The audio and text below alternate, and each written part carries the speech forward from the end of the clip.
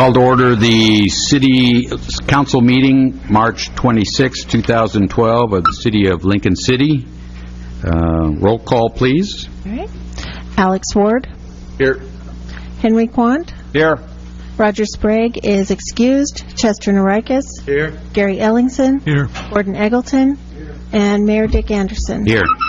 Please stand for the Pledge of Allegiance.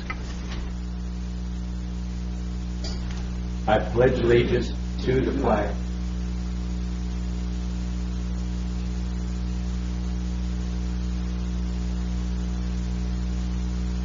indivisible with liberty.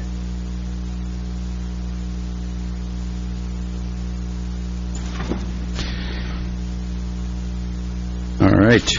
Well, it's nice to see people out there, even on a spring break day, first of the spring break. I hope you all appreciated the congestion on Highway 101, and that means people are in town.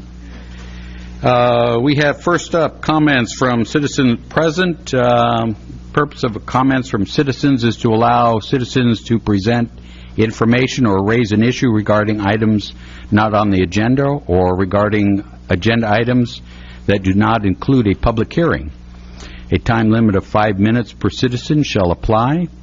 I have asked that the light system be put into use so the speaker will be informed as to their remaining time so that we have consistency. As a general rule, this is not a time for an exchange of questions.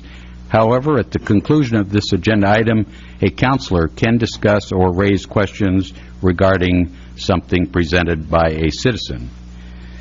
We have a couple of people who have signed up. Shane Jordan.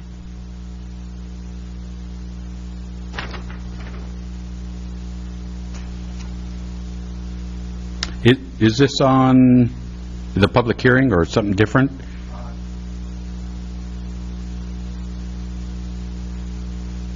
Oh, that's great.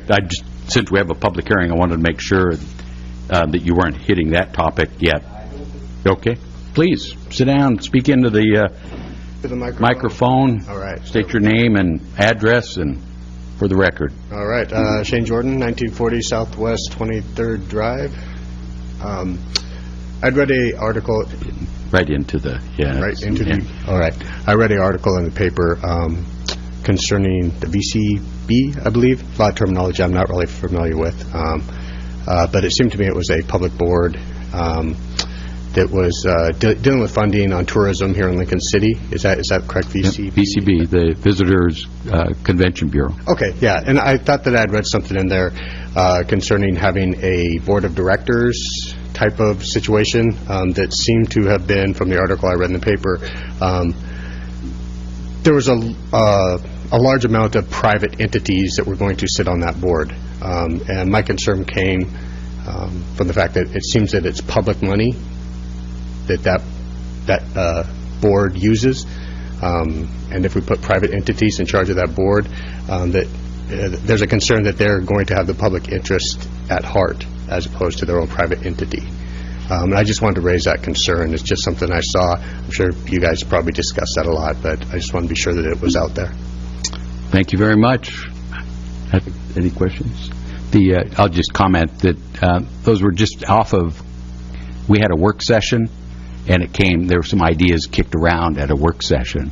So there is no board or anything. Those were ideas that were kicked around of different structures. So you'll get more of an opportunity to voice. All right. But thank you. All Thanks right, for reading the paper. Oh, right. Jerry Warner.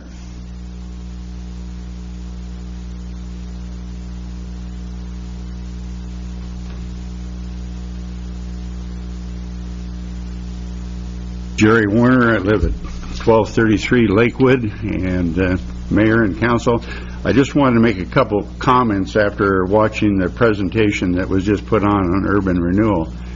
And I was totally overwhelmed, and looks like some of you probably were too, that how in God's world you could ever make any kind of a reasonable decision on any of those projects without having the figures in front of you, maps to show you exactly what they're what it encompasses. I can tell by the way you're asking questions. You weren't sure what area they were talking about as far as undergrounding.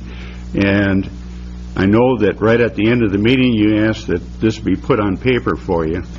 And, I mean, when you're looking at spending millions of dollars, it seems like you should have a complete plan and be able to look through those, and those numbers are going to be tied to the bids. And some of the figures I looked at, I think, are way low. And you get into these projects, and pretty soon you're ending up having to dig up money to cover it. And you can't go by figures that are 8 or 9 years old. So I guess those are my only comments, but I do believe that when the one thing I do agree on, the property down there by Ace Hardware is being totally misused as a parking lot, because I think that would be one area that there could be some development of small businesses back on that property, and that is something that has not been addressed whatsoever in urban renewal. In fact, I can't find one business that you can truthfully say that urban renewal has produced in this area. I looked at the list that was provided at the last meeting. When you go through those, most of those are existing buildings. And secondly, the ones that did come in didn't come in because of urban renewal. They became here because there was a necessity for that type of building. So anyway, I hope that you will consider some of the things that have been brought up on making your decision on how you're going to spend this money. And when I look at the wish list up there, that's an awful lot to accomplish in 2 more years on urban renewal. Thank you for your time. Thank you. We have one other speaker, but I see they're tied to the public hearing, so I'm just going to hold you, and I apologize for not being able to even read your name, but with Lincoln City Cab, I'll come back to you when we have the public hearing, if that's right. Other than that, if there's anybody else that wants to come forth and make comment, this would be the time, even though they didn't get the opportunity to sign up. Okay, and let's move ahead to the consent agenda. And the consent agenda, these items are considered routine and may be enacted in one motion without separate discussion. Any counselor may request that an item be removed for separate discussion and action. The consent agenda consists of, number 1, minutes of meetings March 12th, 2012, and number 2, BIMART agreement lead standard. Mayor Anderson. Yeah. I'd like to pull item number 2 and table the BIMART agreement to a future date. So you're making a motion To table the BIMART agreement? to a later date. And is there a second for the tabling of the BIMART agreement? Second. We have a motion with a second to table the BIMART agreement, and discussion would be just simply work yet to be done on it, council? Yes. Okay. All those in favor, say aye. Aye. Opposed with a nay? Hearing none. We have a short consent agenda. I'd take a motion to approve the consent agenda. So make a motion to approve the consent agenda. Is there a second? Second. We have a motion and a second to approve the consent agenda consisting of minutes of the meeting March 12, 2012. All in favor, say aye. Aye. Opposed with a nay? Hearing none. We're special order of business and presentations. We have a presentation from this on Animal Service District formation all the way from Lincoln County. Wayne Belmont, come on. Nice to see you, Wayne. Nice to be here. Mayor and councilors, my name is Wayne Belmont. I'm Lincoln County Council. And a couple of preliminary things. I'd like to first apologize that you have me doing this presentation. We originally started out making the rounds of all the cities in Lincoln County to discuss the Animal Services District.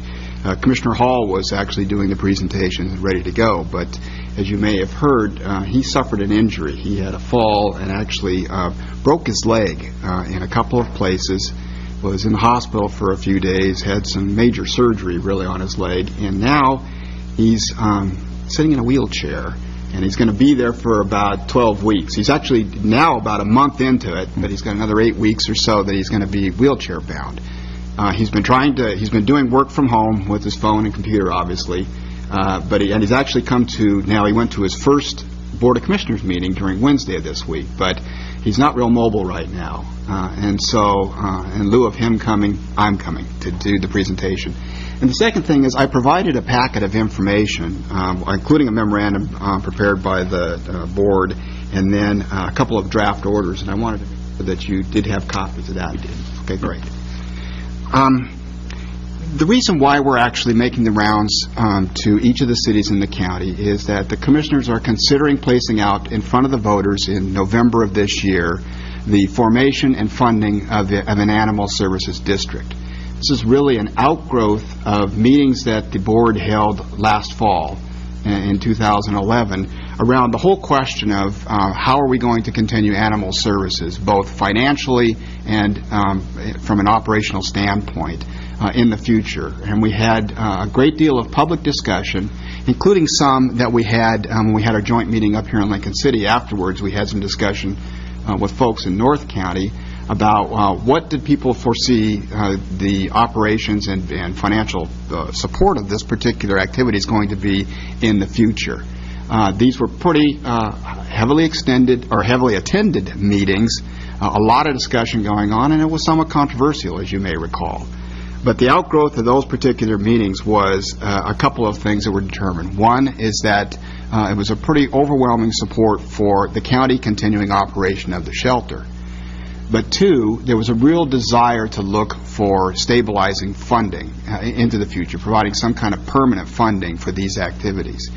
Now, as you may recall, we actually placed out, a couple of years ago, we placed out a local option tax in front of the voters of Lincoln County, and that local option tax passed, and in fact passed with about 70% yes vote. And in fact, in the 20 years or so that I've been doing these kinds of activities and watching local votes, I can only think of one other activity that garnered that same kind of support, and that was the library tax. But this particular vote had a great deal of support. But it's only a 5-year operating tax, and it doesn't provide a permanent solution to the funding problem. So part of the outgrowth of the particular meetings we had was a desire to look for another option, and that's what we're in front of you with you today. We're looking at the formation of an animal services district. This is what's known as a countywide service district. We have several of these operating in Lincoln County now, and you're familiar with those. One of those is the transportation service district. Another one is the extension service district, and a third is the solid waste district. These are located, they're actually providing services throughout the entire county. But these districts can have a permanent tax base. It's a mechanism by forming these districts, placing it out in front of the voters. We can actually have a permanent rate tax limit. That's the language that we use now under the law, what used to be known as a tax base. And so we're proposing to actually do that in this district. Now, it's important to note that this would replace the local option tax. If this is placed before the voters and it is approved, it will replace that local option tax. They're not going to do both taxes right now. The other important factor is that the current local option tax is 11 cents per $1,000 of assessed value. And the board has made a commitment at this point not to exceed that 11 cents per thousand. We're still doing some examination of what the actual dollar amount may be. It may be less than 11 cents. But they've made a commitment in going out to each of the cities that we're going to do no more than 11 cents per thousand. So you may ask, why are we coming to you? Why do we need to do that? Well, one of the quirks of the law in forming a countywide service district is that if we want to use any or include any territory within the incorporated limits of any city, we need to get your support and get your approval to place that with the boundaries within the city limits here. So we're making the rounds to each of the cities. This is actually Lincoln City is the 5th city I've now visited. We still have to do Yachats. So far, all the cities have either signed a resolution in support or indicated they would do so, with the exception of Toledo. I just did Toledo last week, and they're going to place it on for discussion at a future date and then act on it. Our time frame is that we're looking to get a resolution in place. The sooner the better, but no later than sometime before the 1st of May. And then, again, we would place a ballot measure out to the voters in November of 2012 at the general election. So with that, I'd be happy to answer any questions you have, and I do understand that you actually have a proposed resolution in front of you tonight to actually consider. We do. Thank you. Could you tell me, I understand the district, but maybe some differences between the service level local option tax, which you said runs for 5 years, but that too was a vote of the people, and can it not be rolling 5 years with a vote of the people? That is a possibility. You could continue to go out. I think what the plan with this was to try and stabilize this question of funding for this service, is actually with a permanent tax rate, is to get that particular issue out of the way and then allow the county doing the operational side of things to work with the other partners in animal services. And you may recall a couple of groups were very involved in the discussions here. One was the Friends of the Lincoln County Animal Shelter. The other was the Central Coast Humane Society. And this would allow them to now bring along their assets and resources into the discussion to talk about things other than necessarily the operating side of the equation. The other question I would have is, when does an issue raise to the level to get the attention of the county commissioners to propose or ask for a service district? Is it because someone has to go through an operating levy first and get 70%? Because I'm wondering, there are other issues out there that would love to have service districts, and I'm wondering why this. Now, I'm an animal lover, so don't go after it.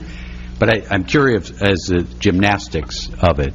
Well, I think in this particular case, the reason was really because of the public interest in this matter. Yeah, and as you may recall, this originally started when the county was going through its own major budgetary woes here. And what was proposed at that time was actually a significant reduction, not a complete closure, but a significant reduction of the animal shelter. And actually the services that were out there. And during the budget process, when that was out there as a proposal from the sheriff and the Board of Commissioners, there was a major public outcry about that. And then there was a lot of discussion between various groups and interested parties and the board about what could be the solution. So you're really not answering my question, because you already have in place a 5-year operating plan. Right. Granted, it's not permanent, but it could be permanent with another vote, every 5 years. So maybe if you're not going to answer that, then go over to how do I cancel, if I ever want to, a service district? How do I not make that so permanent? Well, you can dissolve anything. There's a mechanism to actually dissolve. So again, vote of the people could dissolve. Absolutely. The service district. Okay. Absolutely. But isn't that really, in essence, what we've got now? We could continue with the option levy. You go through the gymnastics of reassessing. Because I guess the question is, what if the operation doesn't work well? I mean, what tool do I have as a citizen? Well, I think you've got several tools, and I guess the question you're asking, from my perspective, is a question that's applicable to all government. If you're not happy with what's occurring there, then you have to make changes. Anything you've got there, and the way you do this is the service district is governed by an elected board. In this case, the countywide service district is the Board of Commissioners. But if you're unhappy with the activities that they're undertaking, I mean, the ultimate tool you've got is to elect a new board. And I guess you could say that about any government, right. Any level there. But I think maybe to answer your question a little bit more, this was really an outgrowth of those discussions about trying to provide some kind of permanent funding for these services. That the desire that was expressed out there was to say, let's establish these things so that we know going forward there's going to be funding for these particular services. And obviously it's going to require voter approval. I mean, it's that, and ultimately they're going to decide whether or not, the voters are going to decide whether or not this is the right way to go. Monopolizing it, but trying to comprise some questions. Compression is always a topic in governments. Could you address that and how this district would or could adversely affect or create compression? Sure. And, you know, I've been trying to figure out a simple 30-second. definition of The elevator? compression. Those that work in this area know it's difficult. Here I can say this. It does not change. Right now, the local option tax at 11 cents per thousand and a new permanent levy at 11 cents per thousand isn't going to place a property in or out of compression in and of itself. Okay? If you're already in compression because of the current local option tax, it's not going to be any different by putting a permanent tax rate. What I understand to be the real difference between the two and where it might have an impact is when you're actually in compression. And I should note, I did call the assessor today because I was sort of expecting this question and said, you know, are there pockets of areas in North Lincoln County, or where do we have compression in the county right now? And he said very, very little compression. There's some quirks under the law, the way it works, that some individual properties are under compression, but we don't have large areas. We have some small areas in South Beach, south of Newport, that have compression because of overlapping districts, a variety of overlapping districts. But right now, we're not in compression. So the big change between a permanent tax rate levy and a local option tax is if you do go into compression, if other things are approved by the voters and it forces you into compression, you first reduce the local option tax. Those actually get reduced first before you actually look at the permanent tax rates, including the city's levy, others are in general government. And those get reduced proportionally. You actually do a calculation for what all the permanent rates are, and they get reduced proportionally. So it does, I guess, move it up the ladder in terms of if there were compression, it would be compressed more equally. Yeah. Yeah. Well, it'd be safe. Yeah, Safeguarded away from. It would be. Yeah. Okay. Other questions? Could you define compression, Mr. Belmont? Knew you were going to ask that. Oh, let's see if I can do this. And you know, compression is that under the Oregon's law, and you know, we've had a lot of different things that have changed with our property tax structure. You're limited to, general government's limited to $10 per $1,000 of assessed value for local government. There's a cap on the top here. And if the combined levies of all the various local, the districts that conform, or the entities, public entities that form the general government part of the levy, exceed that $10, you've got to reduce it to that $10 cap. And compression is when you reach that situation where you're exceeding that $10 per thousand, you bring the levies down to reach $10. Make sense? Yes. Thank you. So you might have to bring down another levy? I mean, not necessarily the levy that... No, it's not a first... My understanding is the way it works is you first take any of these local option taxes and they would be reduced first. If that doesn't bring you under the $10 per thousand, then you start doing a proportional reduction of all the permanent tax levies. When you say they, so you would take a few... there's probably not that many service levy options.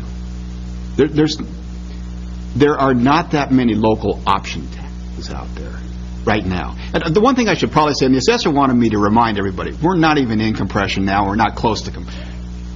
Okay? But I think it's fair to have the discussion because otherwise it's easy to keep adding. And that's what we're doing, to justify adding another service district or levy because we're not, isn't a good route to go. Right. And so we need to, I think, understand as best we can is what the eventual impact might be if you keep layering on. Right. And I think probably the bigger impact on compression in our county is the question of, right now we have a pretty big gap between the assessed value and the real market value. I'm going to try and do a property tax 101. I'm not real good at this because I'm not sure I understand it all. But anyway, you've got this gap. So your real market value, you've seen your property tax statement. It may exceed the assessed value by 10, 20, 30, 40, 50% or more.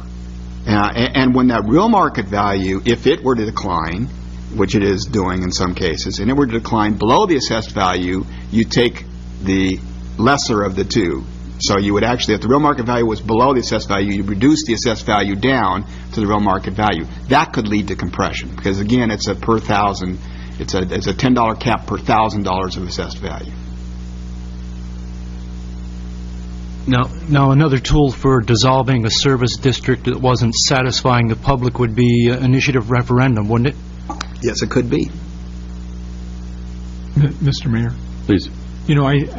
I've read this through. We do have, your verbiage, but when there was a discussion that led us to the point we're at now, and all I did was kind of follow the articles in the newspaper, that there was a group of people that thought maybe they could do this for less money. I mean, is that fair? The discussion, There was, yes. less money versus the way it's being done now. But then it was determined because of choosing, to have the sheriff do it, it would be it would be predictable and not any lapses. So, I mean, that's what we're buying, supposedly, whether it costs extra money or not, but we're kind of buying the predictability, right? Yeah, you're buying basically the fact that the county will be involved in operations on an ongoing basis. We have been involved for a number of years, but this is what you're doing. We're saying the county will be involved, and that was one of the discussions in these forums that we had in the fall. There was this question of contracting versus continued operation, and it was pretty overwhelming in terms of the support for continued county operation of this particular activity. Doesn't mean you can't look at that at some point in the future, but Mayor, I have a brief comment.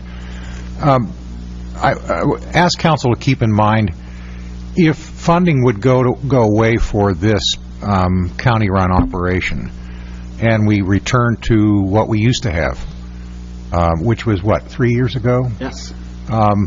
Where the cities made a very significant contribution to that in order to get service. So the question would be, if this goes away, would we again ask for that level of service by way of us making that contribution? And I can't remember the amount. I thought it was like $40,000, $43,000, something like that a year. It was significant. Or would we not have that service? And because we pretty much concluded that the city really can't do this ourselves. We can't run a shelter economically with the amount of animals that we would have and have the pickup service and so on. We just simply can't do that. So it would either be a countywide operation that the cities would fund out of their general fund, or it would go away. And actually, that does remind me, I haven't talked about or taken any questions, but this also funds the animal services, or what we had known previously as animal control activities. So the folks that are up here that are responding to complaints about animals and dealing with those situations in lieu of your police officers having to do that, that's also funded as part of this overall funding mechanism. Question? Yes, and maybe I should have picked this up in the narrative, but if we vote to approve no more than 11 cents per thousand for the district, the service day, could that then go up in the future? Or if it went beyond that in the future, would that require another vote of the people? Absolutely, and it's the option the city has now to do another local option tax if you wanted to, but that would require submission to the voters and approval by the voters. But the short answer was it would not go beyond 11 cents. No. Unless the voter approved it. That's correct. We're just talking about the predictability. Well, actually, the only thing we're talking about is whether to approve a resolution later on our agenda, and the people will decide. So Exactly. the only thing we're going to do is, and even our resolution doesn't endorse the issue, it just allows it to come before the people. So but I think this is a good forum to get questions out, and that's what I was attempting to do. Any questions from this side? I think you Hit them? Okay. You all right? Thank you. Thank you very much. Thanks for the help.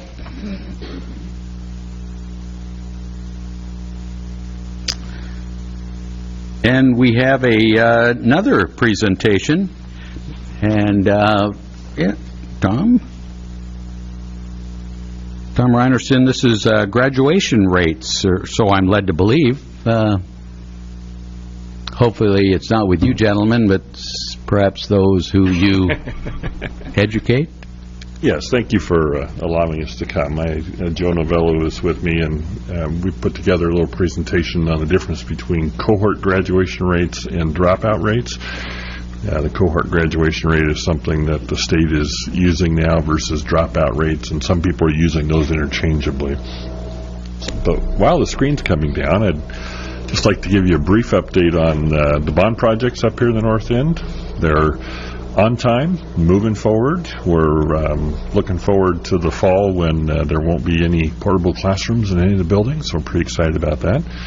And I'd like to invite you on April 16th. We have 3 finalists for the Taft Elementary principalship that will be on stage at Taft Elementary that night. So with that, I'll turn it over to Joe, and I'll... So one of the things that prompted us to be here tonight is that there's been a lot of news lately right out of the governor's office and all the local newspapers, television stations and such, and they've been talking about the graduation rates, and they're using words like cohort graduation rates, and people are hearing 60, 65, 70% as a cohort graduation rate, and jumping to the assumption that, oh my gosh, 30% of the kids are dropping out of school. And that's really not the case. So Tom and I have been going around to different organizations and groups and trying to enlighten people about what the state of education in Lincoln County is regarding the kids that finish our schools and what happens to them when they leave. So I put together a pretty quick presentation here, and I'm going to define for you some of those terms that are being used, and then give you the real picture, the unskewed information, because there's some politicians that would like to blame other politicians for the state of affairs, and we just want to make it real clear, because teachers are working hard, kids are working hard, and we're doing some good things. So the first word that you hear a lot about is called the cohort graduation rate, and that's with the No Child Left Behind at the federal level. They've come up with a determination that for the 2010-11 four-year cohort rate, that group of students is made up of students who first enrolled in high school in 2007 and 2008, and they enrolled anywhere in the world. Any place that a student enrolled in the 9th grade in 2007 and 8, they would count in the four-year cohort graduation rate. That's adjusted for students who move into or out of the system, emigrate to another country, or are deceased. Okay, and that's the cohort graduation rate. There are certain factors that lower the cohort graduation rate. Students who receive a modified diploma, a general education diploma, an adult high school diploma, or an alternative certificate are counted as non-graduates. They're not included in that four-year cohort rate. Tom brings up the thought that all of those programs that you see there, if they're not counting graduation rate, why do you offer them? Well, they're required by law for us to offer these things to students. Only students who graduate in 4 years are counted in the four-year cohort rate, and then there's also a 5-year cohort rate as well. And given that information, here's what Lincoln County School District looks like. The state target, which has been adopted, it was proposed at the time that we put this presentation together, is 67%, and as a district we're at 66.6% for the four-year cohort rate. And then each of the schools, you can see, are at varying numbers. Pertinent to Lincoln City is Taft High School has a 62.31% cohort graduation rate, and Career Tech has a 48% cohort graduation rate. Okay. Now here's the catch that we want to make people really understand. The graduation rate and the cohort, the cohort graduation rate and the dropout rate are apples and oranges. They're not the same thing. In fact, the district graduation rate, the inverse of that is not the dropout rate. Okay, and I will explain that to you. A dropout rate is defined as an individual who has withdrawn from school and has not received a regular diploma, a modified diploma, extended diploma, alternative certificate, or a GED.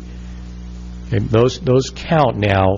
Those students have done something and they have not dropped out of school if they acquire that. It's the number of students who drop out of school in a given year. So any particular year that a student drops out, they would count. So a student could potentially count as a dropout 4 different times in their career. They could drop out in their freshman year, mid-year, and come back sophomore year and then drop out again. And so they could count against you year after year. Okay. And given that information, and here's what Lincoln County looks like. The state dropout rate is 3.3%, and as a district, we're at 2.83%, which is a pretty phenomenal number. On top of that, TAF 712, which is very pertinent here, has the lowest dropout rate in the district at 1.3%. Career Tech, 1.64%. So that's the news we're trying to share to everybody, because people, are thinking that, oh my gosh, if kids aren't graduating the cohort rate, there are so many filters applied to that cohort rate, and there are a lot of things that happen to kids that they aren't able to graduate in 4 years, or they're not able to get a regular diploma. And so we're trying to show that our district is following through with kids, and those kids are getting something, getting ready either for college or for the workforce when they leave our schools. The dropout rate comparison, this is a 10-year trend rate. You can see the blue line at the top is Lincoln County School District. In 2000, 2001, we were at 7.1%, and the state average was 5.2%. You can see that in 2002, 3, 4, it leveled off, 5 and 6, it went up a little bit. And it's come to 2007, 2008, and we had a drastic improvement in our district, and we're currently at 2.8% versus the state's 3.3%. So our trend is a pretty good-looking line as far as the school is concerned. We have dropout rates by schools, and I think this handout was given to you all. If not, we can get copies of it for you. But you can see the trends in each of the different schools and what their rates are over 10 years. I'll leave it open for any other questions you might have. Questions from council? Mr. Mikas? Given that the Taft High dropout rate is extremely low, 1.3%, I think the figure was, that belies the notion that Lincoln City has all of these transient families moving in and out of the school on a yearly basis, it would seem to me. Well, actually, Lincoln City does have a very large transit rate, probably higher than the rest of the county. I think we're around 35% transit rate in Lincoln City. And in spite of that, we're still graduating students. I think the important thing around that is that when you look at the cohort rate, which was, 62 or something, whatever the number was up there, versus a 1.3 dropout, those other certificates and GEDs, adult high school diplomas, those are the things that fill those gaps. And with the transient population that we're talking about here, for some reason, Lincoln City this area seems to get more homeless kids that move in, as an example, move in and move out. And we've done actually, when I say we, the high school there with the truant officers done an excellent job of getting those kids into school and on track for something for the GED through the college or with the adult high school diploma. And I've said this every place that I go, that if this is the last place that they land and they don't have enough credits to graduate, if we can get them moving forward into a GED program or an adult high school diploma program where they're connecting into college, I'll stand alongside those kids and fail with them. Thank you. Yeah. Tom, is that your explanation for why the significant drop, that the attention in the last couple of years has been? I think it was alternative programs. I think it was 2 years ago when I came and Taft High got the exceptional report card. At that point, they were counting the the dropout rate. They shifted to the cohort rate. If they would have stayed with the graduation or the dropout rate, Taft High would still be an exceptional school. The student achievement has continued to grow there. Discipline referrals are dropping. It's a wonderful place to be. In fact, right now, I think it's probably the most stable of our 4 major high schools. So. That's good to hear. One of the other areas that we focused on, you asked why the rate is improving. So in the last couple of years, we've been focusing on the kids that are not the average, kids that you would normally see in the school. For instance, our homeless kids, we've increased the focus on the homeless program. 2 years ago, we had one and a half homeless workers for the entire district. We're probably at about 17 workers right now with various grants and programs that we have going on. We've also went after bringing back the pregnant and parenting youth. 5 years ago, we identified one in the district, and it's been as high as 40 or 50 kids district-wide. Thank goodness we're down to a very low number, but those are kids that we're bringing back to school that traditionally just dropped out, and then we didn't see them again. So we're going after every child. We're looking to find out where the kids are, who are the kids that are not attending, what can we do to help bring them back, what programs we can develop to cater to their needs and make them to be successful citizens. That's great. Mayor, quick question. The city and the Sluts Tribe and the hospital jointly have for a few years, I can't remember how many, funded an elective or electives. Has that, and part of our funding for that went along with the theory that if there were more electives, there would be more interest in retaining students. Does that make any difference?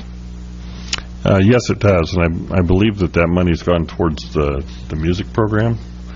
Yeah, which we've been able to expand at the high school, and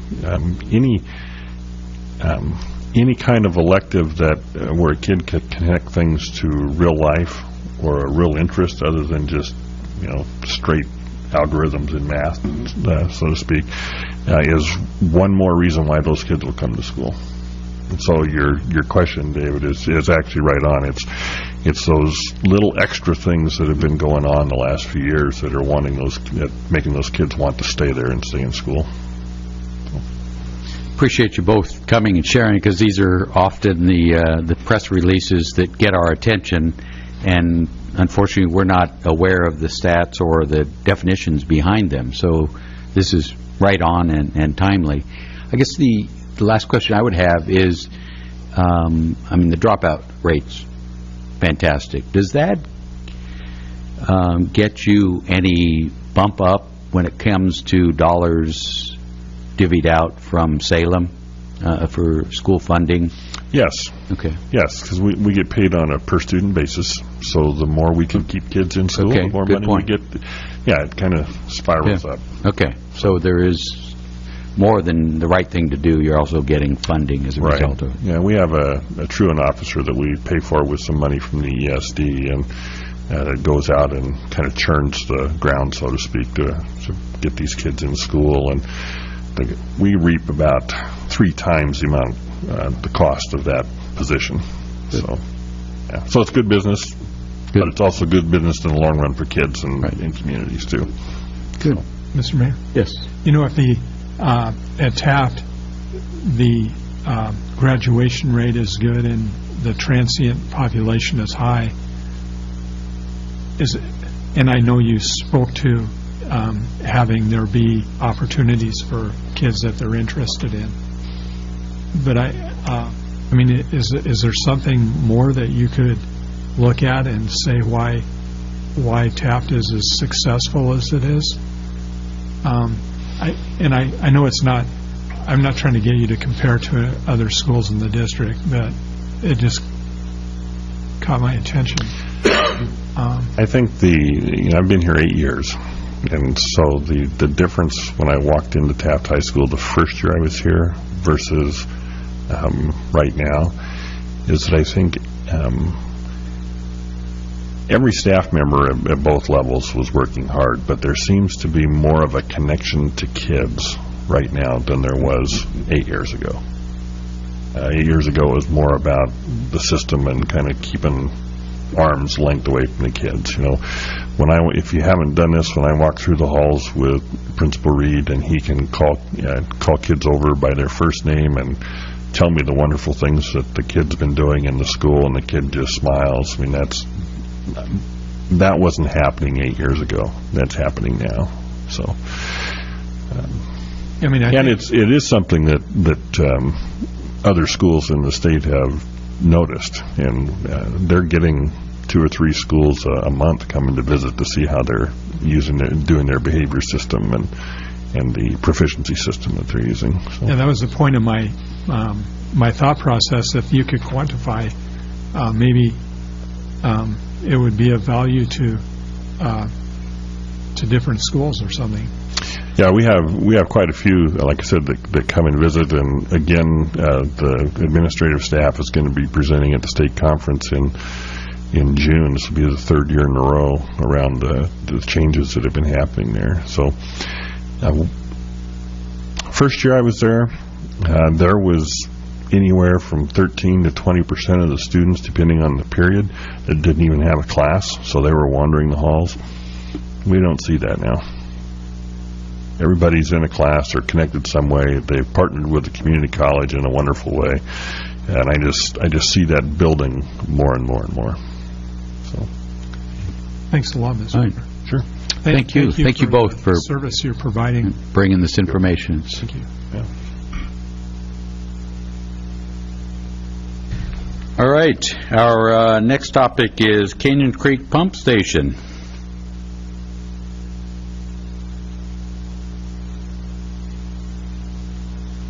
Stephanie and Luke, huh? All right.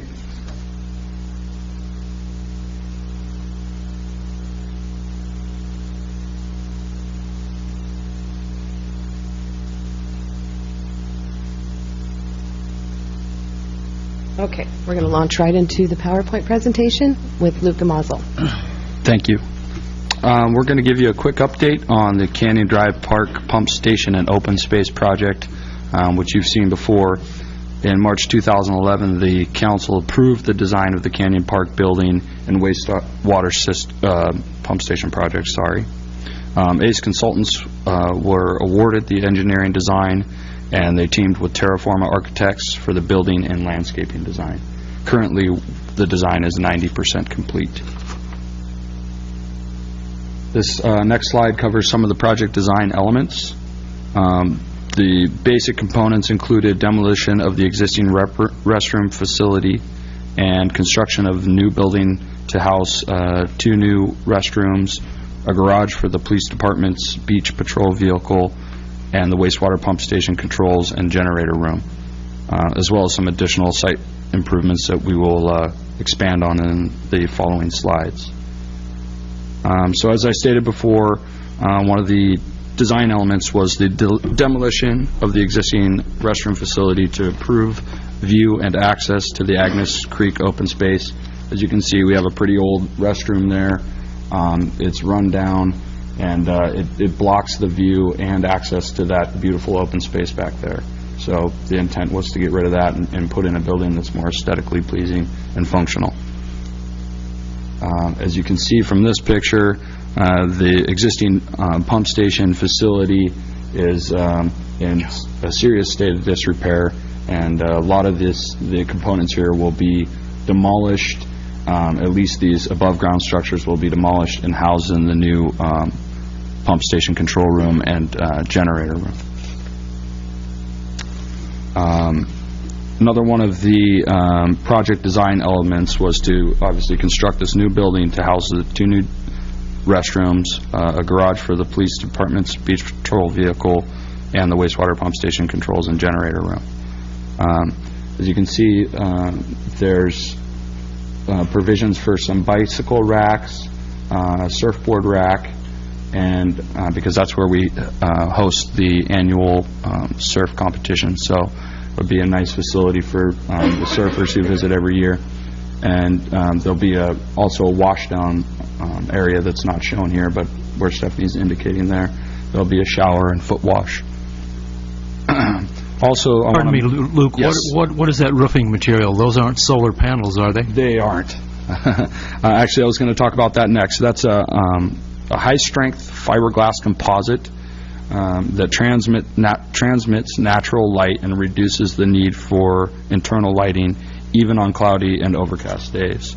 The panels are salt and spray resistant, shatterproof, and they're constructed from a low maintenance weatherproof material. So it's just a unique roof design that we haven't implemented before, but it allows light into the building so that we can spend less money on actual electronic lighting. This next slide depicts the floor plan, so you can see where the generator room will be, and that's where all the pump station controls will be. Also, you can see the garage where the beach patrol vehicle will be housed, and the 2 restrooms. And the next slide depicts some elevation views. You can see where the washdown area that I had mentioned earlier will be, and also the entrance to the bathroom there through the breezeway. And also in the lower left-hand corner, you can see the east elevation. That's where the police beach patrol vehicle will be allowed access into the building. And for those of you who haven't seen it, this is the beach patrol vehicle that will be housed in the facility. This next slide just wanted to touch on the fact that we had a complaint about the existing parking lot there, and also an ADA expert that we've consulted with commented on the fact that this ADA spot was out of compliance and needed to be addressed. So that's one of the goals of this project, was to bring the site into compliance. So here's an overview of the improvements on the existing aerial photo. In this effort, we've added 8 parking spaces, so we've increased it from 7 to 15, and that will include 2 disabled stalls, one of which will be van accessible. And we've also added to the scope of the project by improving the access to the beach access over there on the west side, with a nice ADA compliant crossing and landing. This next slide speaks to the fact that that pedestrian crossing is probably a very good idea, since there's heavy use throughout the summer and the year at this location. And one of the final design elements was to address this rock slope that's on the south edge of the parking lot, and that'll be cleaned up with the curbing and a retaining wall, so that those rocks won't be presenting a safety hazard and sloughing off into the parking lot. And with that, I'm going to hand it over to Stephanie. She's going to talk more about the site and how it fits into the bigger picture. So this slide shows the city-owned property in the vicinity in that bright green. It's a combination of open space and city parcels. And the right side is a zoomed-in version of the site here, showing again the city-owned properties where we have some gaps when we connect it to when we compare it to the plans that with the park's master plan, showing this as an Agnes Creek trail. And I also wanted to point out that the plans we're proposing for this improvement is also consistent, although we're doing pump station improvements, it's also consistent with the future parks master plan improvements for this site. Typically, an owner of a project like this would need to address during site plan review, would need to either do half street improvements along the frontage of their property, or at least address it. And in this case, we're doing a lot of improvements. We're doing a lot of site improvements. It's part of the cost that really changed,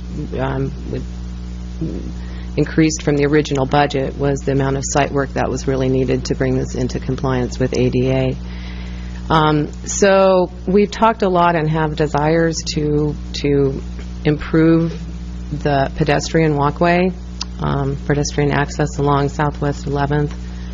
As you know, it's very steep. We've looked at some options for widening 11th, or for coming down right where Fleet Drive intersects with 11th with a trail which would require some kind of switchbacking. All of this would require some kind of structural component. It's just no way to get around that. We haven't done a lot of in-depth design or planning numbers, cost numbers for that yet. But when we go to site plan review, we're going to recommend that we be allowed to develop this site as we're proposing, and with a future eye on looking at how we're going to improve the pedestrian corridor and the connection with the Agnes Creek Trail. So, getting down to the construction costs, these are based on 90% plans. There's as good as we're going to get before we bid. To break it down, the building is about $295,000. Pump station components, $485,000. The site improvements, about $105,000. So the building and site work subtotal to about $885,000. Again, an estimate. Then there's additional costs that are associated with constructing the project, permits, special inspections for materials. We need a specific power upgrade. We always have to pay Bureau of Labor and Industries fees, DEQ review fees, and I've shown a contingency estimate of $50,000. To compare with recent projects, to give you a sense of where we are with, we don't have an apples and apples. This is a unique project. They all have their unique aspects. But the Cutler City Pump Station, we use the Drift Creek Intake Pump Station, Lockshire, and comparing it to the Canyon Park projected costs. We're right in there. We're very similar to Cutler City in that our engineering and architect, the construction cost, we know this was an actual cost. And that project, I have a photo of it next, provided an aesthetic element a little above and beyond of just a regular building with a metal roof and a CMU block, for example, which was the style that we used for the Drift Creek intake. Lockshire, we retrofitted an existing building, but again, this is just to kind of give you a comparison. We're right in there with a typical project cost, and we've worked really hard to keep those down as much as possible. Here's an example of the Cutler City. Not that this is the exact same, but just again to give you a sense of what a little more cost, a little more money into the building gets you, and how this fits into the neighborhood. And that's the that's the effect that we'd like to achieve with this pump station that we're proposing to construct. So with your concurrence, we're really here to let you know we're at 90% design. These are the numbers. We'd like to hear any feedback you have at this time, of course. But with your concurrence, we will carry on to site plan review, and we'll be able to bid around in May this year. So that's it, and we're open to questions. Questions? This is basically mechanics and things like this. Because last year when this came before us, right, it was a need for speed because we wanted to get through the dry season and everything else like this. And then we got to the budget, and on the budget we approved $700,000 for the budget. And now all of a sudden it's up north of $1 million. I just, I'm trying to figure out, I understand it has to happen and things like this. I just understand why it wasn't brought forward last year. Or as you said ADA standards, I'd look at $15,000, $20,000 for ADA standards, and there's $250,000 difference here. I just want to know, did we know this last year, or did all of a sudden everything accelerate, or how did this come about that, accelerate so much? It's from my own information. Yeah. Guys, I'm trying to find out how this works out. Rhythm and rhyme to this, and I don't see rhythm and rhyme. Well, it's true. These costs are higher than our planning numbers, and the main reasons for that were our estimate for the site improvements, usually minor compared to the building costs, and we used that same percentage, not realizing how extensive the site work was going to be to clean up the edge of the parking lot to the south side and remove the amount of asphalt and excavation that we need to make this fully ADA compliant. The crossing was new. We did not anticipate that. We were going to terminate the project on one side and not have a crossing to the west side. So that's an added feature. And these are things that we're currently on the plans, but they are the things that, we can talk about not doing. I mean, as far as the cost goes. But that's the primary reason for the change, is additional site work that we didn't anticipate. There's $250,000 there. It's kind of, it's a little bit of a difference. I just wondering where it's coming from. That's, I understand we have to do. Well, first of all, we don't know yet what the project would cost, and we won't know that till we bid. Hopefully, we'll get real competitive bids, and we've seen that fairly recently. I don't know if this estimate is based on highly competitive bids or not. Budget numbers are budget numbers. They're before design. Yeah. So it's a guess. It's a budget estimate. And I don't know. I think overall we're about half the time we're high on those and half the time we're low. And over time it's probably equaled out. Wastewater treatment plant was our biggest project. We were low on phase 1, high on phase 2. It pretty much evened out. So when we budget a number, it's just based on past experience without a design. These are conservative numbers. Sorry to interrupt, but they are.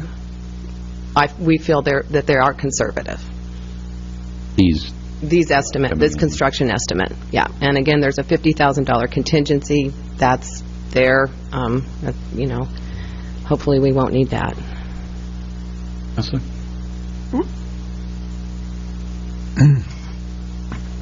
This project would be paid for out of water. Sewer. Right? Sewer, yeah. Water, sewer. Would it make any sense, because of the improvement to the Agnes Creek trailhead and, the attractiveness of what that area is going to become, to maybe, or do we have any money in parks? Okay.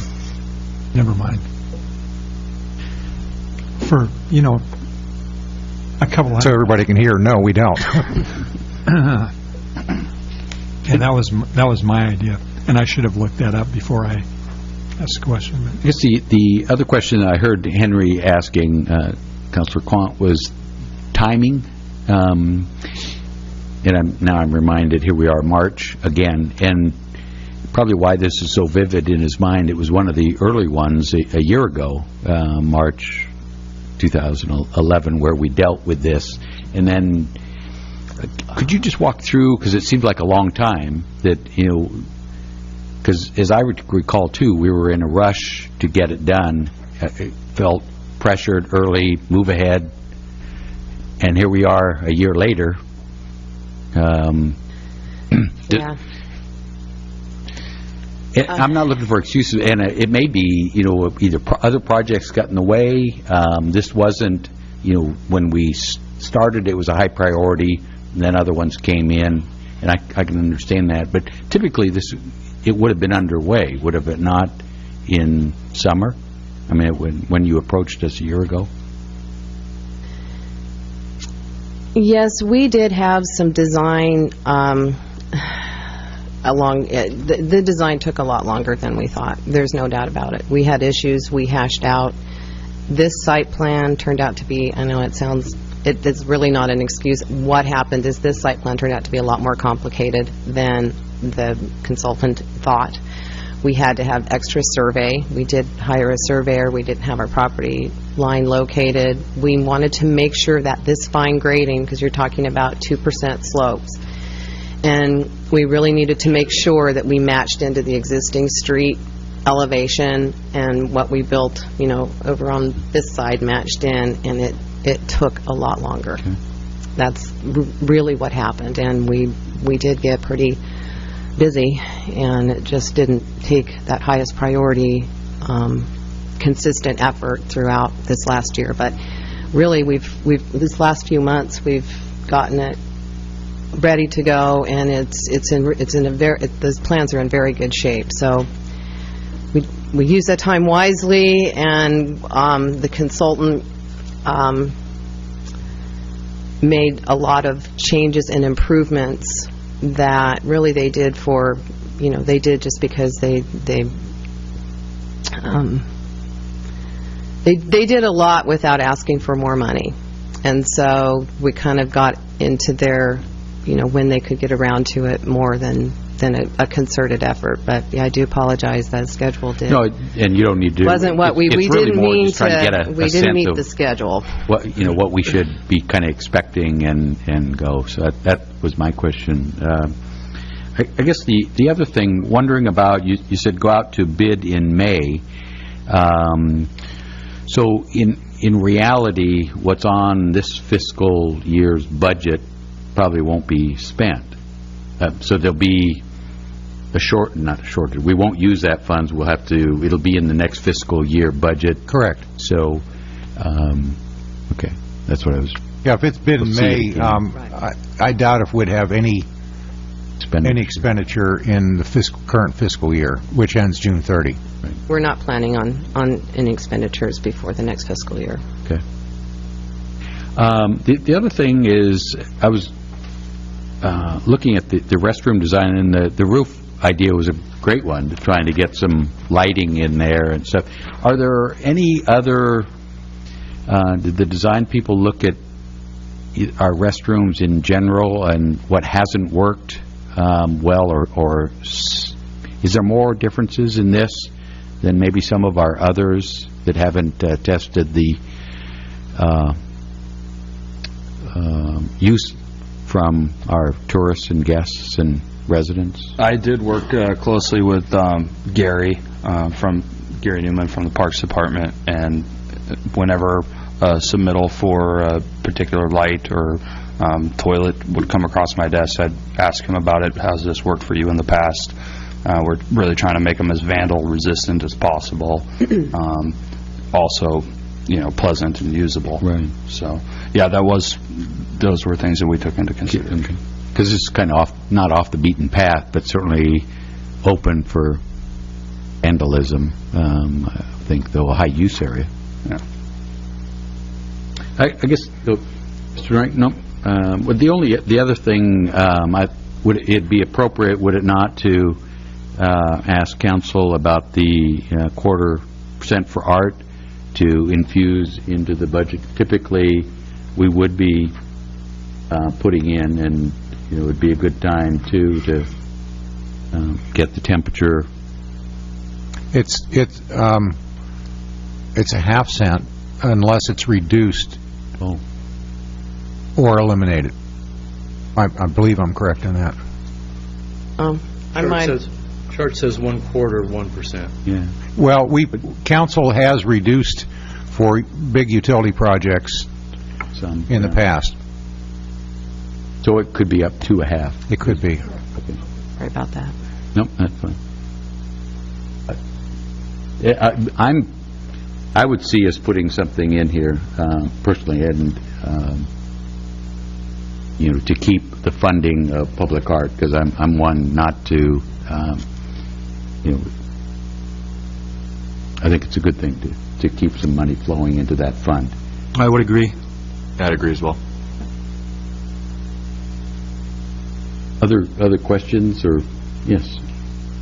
I'm looking at Lila's memo, Stephanie, and she's telling us that the original engineering services was in the amount of $107,350, and then we tacked on $9,118 plus $1,895 for surveying, and then another $4,000 for ADA ramps, and I come up with $120,514 as opposed to $166,437 for the design costs. Okay, so that was ACE's cost, And then there was another 40-something for the architect. I'm sorry, I'm not seeing it in the memo. So that was the additional $40,000? Yes, the other was for the architect. Definitely. There were only three. There was ACE, the architect, and Kello for land surveying, which And the was the architect is- $1895. And the architect is Terraforma? Correct. And have we recently had an experience with Terraforma where we paid $2,000 for a one-page set of plans, and then they were not correct? There were changes that needed to be made to those plans. Terraform has given us good service. Has not? Has given us good service traditionally. That one project was something I think he did not really giving it the weight it deserved and thinking it was a lot simpler than it was. And he understands that was, that was his fault, and he's tried to help us. He did the revision of the plans at no cost. But overall, Terraforma has performed very well in other projects that we've had. Are there no local providers that could provide us with that service? Well, I'm not aware of any that we currently have. We had one person that was capable. I don't know that she was an architect with a stamp or not. She was capable of this, but she moved out of town. The Oregon. I'm not aware of any local architects that could handle this. There may be, but I'm just not aware of any. When we went out for the RFP, we used what proposals came in from those teams, and Terraforma had already done work helping us with the schematic, the initial planning, and so ACE chose to team with them. Is that to say that they were the only firm to respond to the RFP?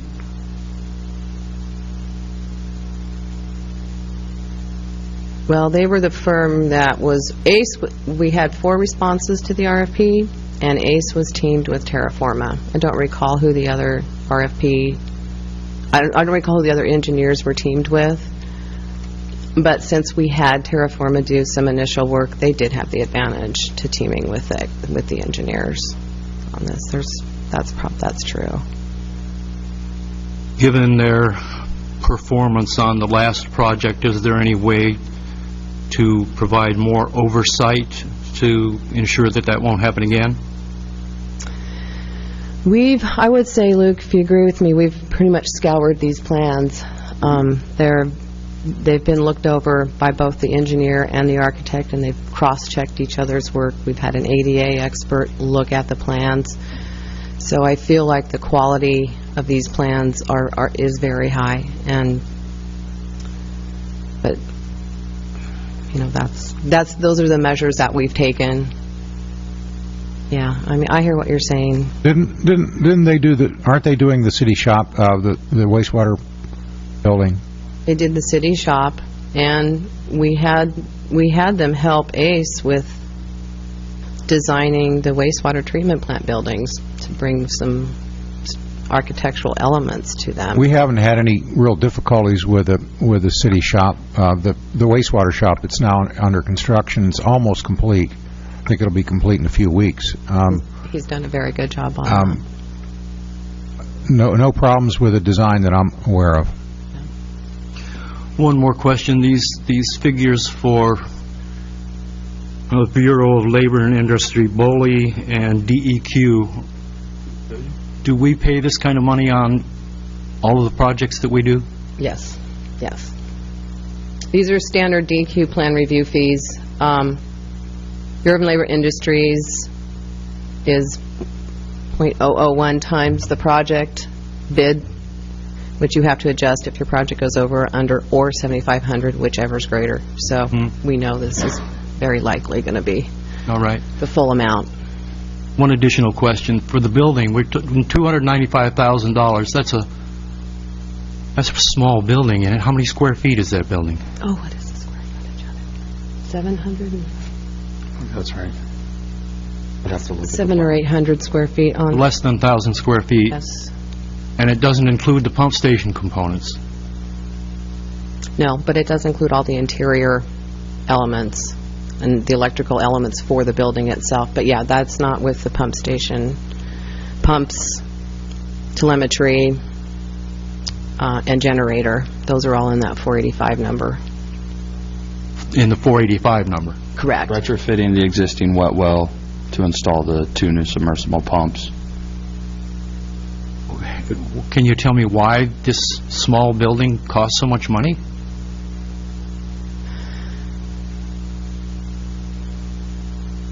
Well, it's, you know, what I can do is bring back a better breakdown of these 3 numbers to kind of to show where these costs are coming from, because some of them are lumped. You know, we have this whole project and we've lumped them into these 3 components. So there might be some things at the building that could be also put toward the pump station costs if you looked at it one way or another. But you know, this is the estimate that the architect gave us. Okay. So I didn't really question it. Staying on that list, the inspection and testing services, does ACE do the inspections as well, or who will be the oversight of this project? Okay, so with the approval of the design came also a task for construction management. So ACE is going to do the overall construction management. We are going to be a lot of part of that inspection, we being the sewer crew and engineering staff. The special inspection and testing services is required by building code, and they'll be independent inspectors that come and test the actual materials. So they look at the concrete, the rebar, and those get signed off or tested in according to the building code. So there's that whole element that you cannot get around, and that number can be, you know, that can be higher or lower. I think I've got a pretty good estimate here, but several trips from wherever, Salem or Portland, whichever firm you choose, they're in the valley. And no, I really wasn't worried so much about the cost. I was more interested in who's doing all the inspection. I guess I'd be more willing to pay, you know, to have that outside source, you know, on it, rather than us doing it ourselves, because we get busy. And I guess that's what I'm alluding to, is are we working in inspections, you know, in between our other projects, which I applaud, but maybe we should go ahead and just bite the bullet and contract for inspections. Yes, with the engineering contract included inspections. But we haven't spent all that money. Or construction management. Our wastewater crew, collections, works with these pump stations every day, and they've gone through a number of these recently, total reconstructions. They need to be involved, and they are involved. That doesn't replace the engineering inspection that'll be done. Okay. Other comments or questions from council? Now, before these prints go out for bid, do you look at them and inspect them before they even go out for bid? We've reviewed these prints extensively. So yes, we get a review in-house. We have peer reviews that the engineer has done themselves. And the architect and the engineer have looked at each other's work. Internally, the engineer has had, you know, their whole office staff. They have senior staff that have looked at this. So we've reviewed these plans, and not to mention the sewers crews have looked at them too for the pump station components. So, yeah, we've looked at them very extensively and reviewed them. Best we can. Do you need anything else from us? Thank you. Thanks very much. Thanks for taking the time.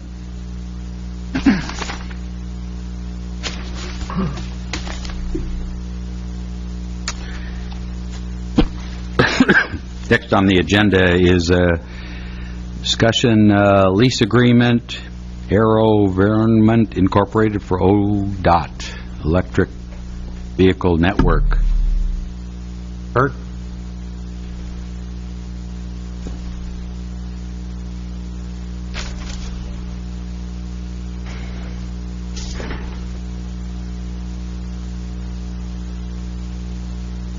I can see. Good evening again. We've discussed a little bit over the last couple of years an ODOT plan to energize I-5 and the Oregon coast with electric vehicle charging stations, and that has come to fruition along the Oregon coast.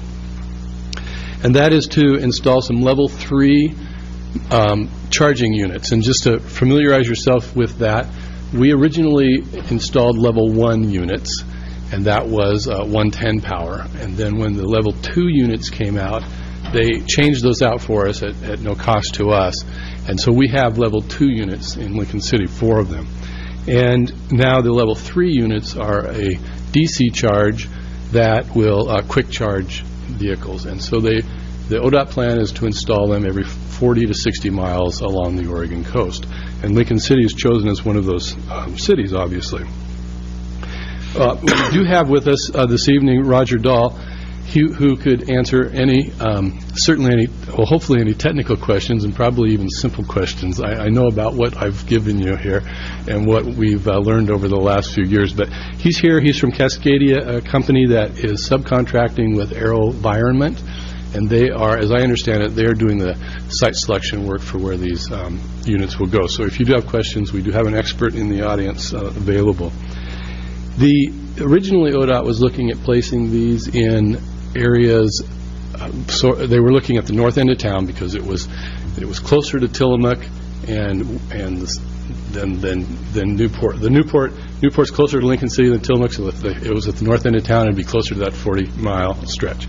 And they were hoping to do it in a shopping center type of environment, but apparently they weren't able to secure a lease agreement on private property, and so they asked us if we would consider placing them on some city property, and the 2 sites that we thought that would be most likely would be where we already have units. And so what you've seen in your packet, I believe, are 3 things. One, you see a simpler map than the one I just sent out. The one I just sent out is a little bit more fancy, but where those units are going to be installed, you see what they look like, and you see what our site in the Ocean Lake area looks like, where it could easily be installed.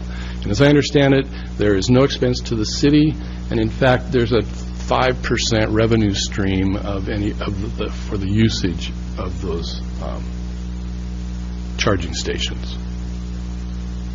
And I think that's everything I know about electric vehicle charging stations. Kurt, would this be proposed that we swap out one of the existing 2 levels and with a 3? No, we would keep ours. We would keep ours, and this would be an additional one. So cities that don't have them, are getting these installed as their first units. Because we already have the 2 units, then we're getting the level 3s. But is that our choice? Or, in essence, take 15th Street, we've got 2 units there, 2 spaces using up or occasionally being used. Why wouldn't we swap one of those out for the 3, thus still not overtaxing the parking spaces with too many electric units? I don't think there would be a reason we couldn't do that. Okay. There's one other thing I know about charging stations. There's 2 of them there. There's one that has a cell phone component to it, so it talks to the network, and the other one talks to it. So we have to just take out the one that talks to it. That could be done, certainly.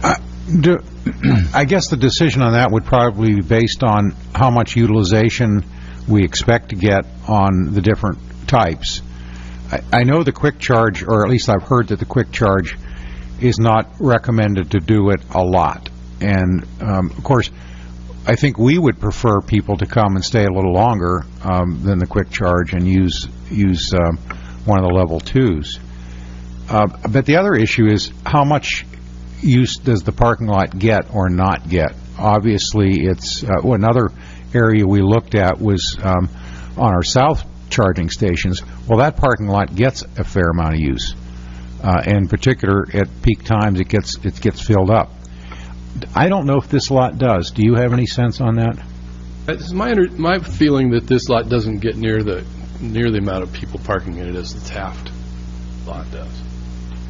Yeah, parking is at a premium in the Taft area, certainly. We thought if it went here, we would ask the Ocean Lake Merchants Association if they would be willing to maintain a signboard listing all the businesses in the Ocean Lake area, so somebody could drive up, whether it's to our station or to the quick charge station, and quickly have a little map that shows the Ocean Lake area and all of the businesses that are there. I don't want the city to have to maintain that, but I think we could provide the board and a glass cover, plexiglass cover, whatever on it, if we could talk them into maintaining it. Other questions? If a motel is interested in it, can a private party have one of these installed at their business? Well, not one of these, but they could certainly have one of the units like we have, one of the level 2 units installed. And you can have one of those put in your garage, or a business could have it put in their business. But these are a rather expensive installation. And in a motel, generally, if somebody's going to spend the night, they can do one of the level 2s easily, I would guess. Right. Yeah. Because there's, if you're going to spend the night, then you can just plug it in and let it run.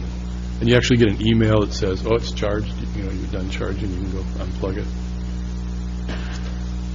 So again, it appears that there's no cost to the city. With maintenance and upgrades would be the company would stay in tune to that, and right. Much like we're doing now, we'd contact them if it's not functioning, and they would go.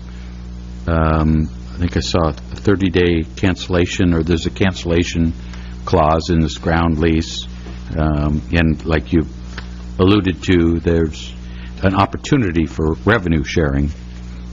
Yeah. I think the anomaly here, and Joan might want to speak to this, is the lease does not guarantee that they would select our preferred site. Normally, when the city enters into a ground lease agreement, all the due diligence has been done, and we have that information, without making a bad pun, but we have the information on the ground up front. This is a little bit more of what I would think of as a hypothetical agreement that says we might want to enter into a contract. It's drafted as though it's more like a franchise agreement almost, in the way that revenues would be paid 5% of gross revenues for rent. But I don't know what those expectations are, and maybe they don't either. It also has five-year renewable terms, which the city ordinarily has not agreed to for such a long contract. But again, I realize that a lot of this is somewhat speculative. I would assume that the lease agreement would be revised to address issues like insurance and indemnification, property tax provisions, if any, and those kind of standard things that I usually wave a red flag about. So I'm just drawing it to your attention that there is a due diligence period that they can decide they're not interested in, and then you basically don't have an agreement. And we don't know currently what it would cost to run three-phase power into this site. We don't have three-phase power in the site. And that's an issue in many places in the community. There is three-phase power, as I recall, on 101 in Ocean Lake. It's underground. So I don't know how big an obstacle that would be, et cetera. It's just that their process wants to have this kind of preliminary agreement before they do all their due diligence. So I don't know that we have a lot to lose. I think we have something to gain. So the real question on hand is whether we want to throw our hat in the ring, and then with more and specific information, we can bow out. Yes, that's my understanding. The other thing I'm not sure about is I don't know which cities have actually completed these contract negotiations. I know that they appear on the map, but I don't know which ones are a done deal yet. Please. Kurt, I'm looking at the letter from ODOT, and in the third paragraph it says all host site agreements must be approved by the Oregon Transportation Commission in November 2011.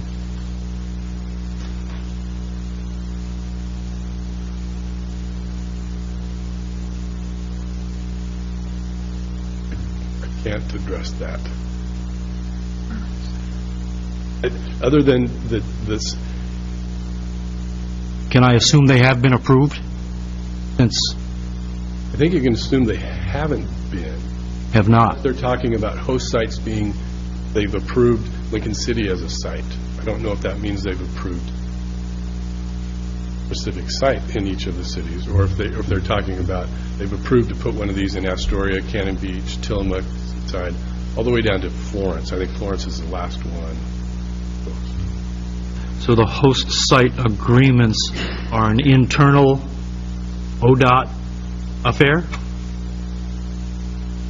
I can't. I'm assuming that this letter was not directed just to public entities, and maybe that was the issue, that the letter was directed to private entities. It could be. So, Trying to get them moving and right. to take action. And now the program has changed somewhat, but I know that they are trying to fast track it for obvious reasons, and it's good for the coast cities to be considering it, because it's an important component. I think the other chargers take quite a bit of time, so this will be a significant upgrade. I know that we did get a number of phone calls during the summer from different cities that were being considered for this, since we had charging stations, and they were kind of trying to collect information on them, and maybe retailers that were saying, why would I want this in my parking space? Just out of curiosity, we know how many people have used the charging stations, right? Yeah, we can download a report at any time. I think right now we're downloading it quarterly. So they're being used. Yeah, they are being used. But It's not heavy use yet. It's gone up fairly dramatically as a percentage, but from one a month, the percentage looks pretty great. We have, I think it's in the order of, I could be wrong on this, but because it's been a week since I looked at that information, but I thought it was something like 100 hours a month. It's still way low until there's a lot more penetration of the market with the electric vehicles. It's gonna stay low, and that's the way it is. But this is the chicken or the egg. Which comes first? Does the car come first, or does the charging station come first? One doesn't work without the other. My understanding is that this is part of a larger integrated program between California, Oregon, Washington, British Columbia. At least I know there's focus on I-5, and this maybe is the secondary focus, but they are trying to sort of look at the whole region rather than one state. Other questions? Ms. Kelsey, on the draft lease agreement, number 9 talks about destruction or condemnation. And the way I read it is that if the facilities are damaged, destroyed, condemned, or transferred in lieu of condemnation, and we choose not to terminate the agreement, then we are responsible for repairs. Is that true?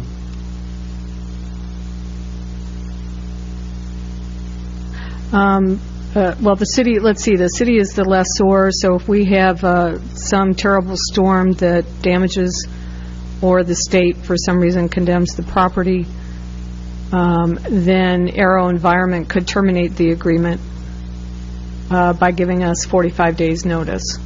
If they don't terminate, then they can reduce the rent, unspecified. i.e., we pay for the repairs. That could be one way of looking at it, yeah. By getting less than 5%. It doesn't say that it has to be repaired. Doesn't specifically, Right. but this is the kind of thing that I think you would work on this language. Okay, thank you. So, is there other questions? I have a Good. question. Sure. What would you estimate, David, the cost of running that three-phase power through these charging units is? I don't know whether they can pick it up overhead from the east or south, or whether they'd have to go and tap into a vault, an existing vault, underground vault on 101. So it's pretty hard for me to answer that question without knowing where three-phase power is. We're going to find out, and of course let these people know where it is. But it would not be the city's cost. It would not be the city's cost, but it could chase them off, I guess, if it's... It's not our cost, then. Correct, their cost. Yeah. Yeah, but I mean, the reason I'm concerned about that is because if it's astronomical, this site wouldn't work for them. So the action direction that you need is whether council is interested or in throwing a hat in the ring and letting them work through the numbers, or see if... That's my understanding, that you're not approving Right. this, but I suspect something like direct staff to work with the consultant the entity to... to come up with an agreement that they wouldn't draw back for your approval. Do I have that about right? If that's the direction, I can certainly work on the agreement, but Well, I'm hesitant to put a lot of time in it, I'm just as they don't want to without knowing we're interested. So if we could say we're interested, now come back with us so we could start working on the details, is what... 'cause I just don't want to send you off. Yeah, I Working guess I'd like groundings. to know at least from them if this site makes any sense at all. Right. And that's not how their process has been designed. But I think we need some kind of review, even if it's on paper, even if it's not a site visit. And we can probably get from Pacific Power what the three-phase power is going to entail, or at least a rough idea. But I think we'd need to know from them before we would spend a lot of attorney time on this. Right. Does this location make some general sense to you from what we can tell you? I think what you're looking for maybe is an informal go-ahead on a particular site, and the one you've identified, and then direction to work on the lease agreement. Maybe with David having the authority to... Do we have anybody here that can answer any of these questions that we've... Do you feel comfortable answering any of those questions? Just take your pick of any that you might be able to answer. Well, come on up to the microphone. Come up to the microphone, because we can't hear you, or the public can't hear you. So introduce yourself. My name's Roger Dahl. No. I work for Cascade. You got to talk into that thing. Yeah, right into the old mic, All over. My name's Roger Dahl. I work for Cascadia PM, and we have been hired by AeroVironment to do the site selection process on all of those sites, the little dots on the map you have there. Your lease will be with AeroVironment, and if the unit should be destroyed, we'll put in a new one. We'll have insurance to cover that. So that's our whole goal here, is to make sure that the city has no costs. Okay. So now, So there's not three-phase power to the we have to site. get three-phase power there. We haven't done that study yet, but Okay. your hat is in the ring. I think we like the site. We'd like to move forward, because we'd like to install these in the second quarter. So, excuse me, Mr. Yeah, Mayor. go ahead. So you are familiar with the site, and this is a site that you're saying would be approvable? Well, I've been working with Allison, and Allison, of the two sites where you already have charging stations, this is what Urban Renewal had selected. And we need to do now our own, just a short due diligence to find out how much it's going to take to get power there, and then we'll move forward. Okay. Cool. So, I guess if we could get a sense from council whether you want to move ahead. And to me, moving ahead would be not a commitment, but you're interested in this opportunity. Once we get the nod that the numbers work out, then we could direct staff to work on refining the agreement. But Mr. Mayor, I would move that we enter into agreement with AVI pending review of city attorney and locate the 2 charging stations at Northeast 15th Street parking lot. is it 2 or 1? Is it one charging, one phase 3? Right. We're going to put in 2 one level 2, one level 3. Okay.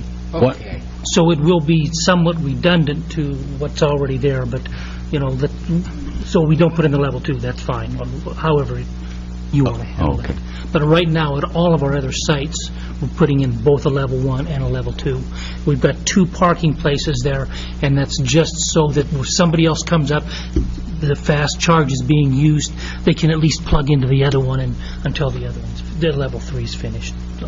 And that was our thinking as well, to have a 3-phase and a 2-phase, just using 2 parking spaces. But I guess the question I would have, does either of those 2 chargers there cost the city anything now? I mean, do we take up the offer of having a phase 3 and a phase 2 from a company that says they'll split revenue with us and not cost us anything?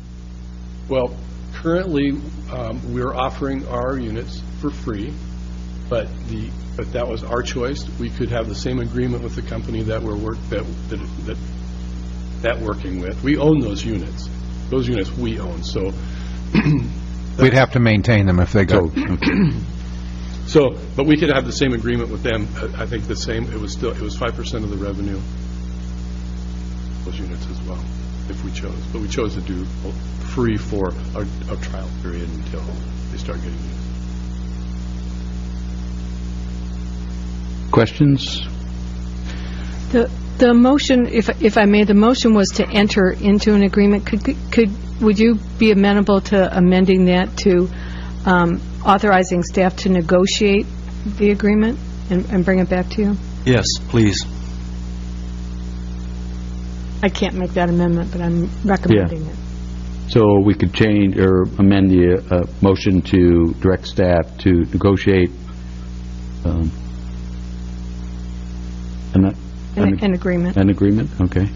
So moved. Is there a second? Second. We have a motion and a second to direct staff to negotiate agreement with, and it's AeroVironment? AeroVironment. Any other discussion? Okay. Roll call. All right. Ellingson? Yes. Eggleton? Ward? Yes. Quant? No. Norikis? Yes. And Mayor Anderson? Yes. Thank you. There you have it. Thank you very much. Say, Mayor Anderson, Yes. because we're about an hour and a half into this, well, 2.5 counting the urban renewal meeting, could we have a 5-minute adjournment? Well, actually, what we could do here then is we need to take a recess for quick executive session. Yeah, 5 or 10 minutes. So why don't we combine those two here, That's okay? And we'll recess. Change it, please. The recess for executive session is for the purpose of ORS 192-6602H to consult with counsel concerning the legal rights and duties of a public body with regard to current litigation. Okay. How about, looks like 9 till, and we'll reconvene at 8 o'clock. And where is the executive session taking place? We're just going to go back here. Okay.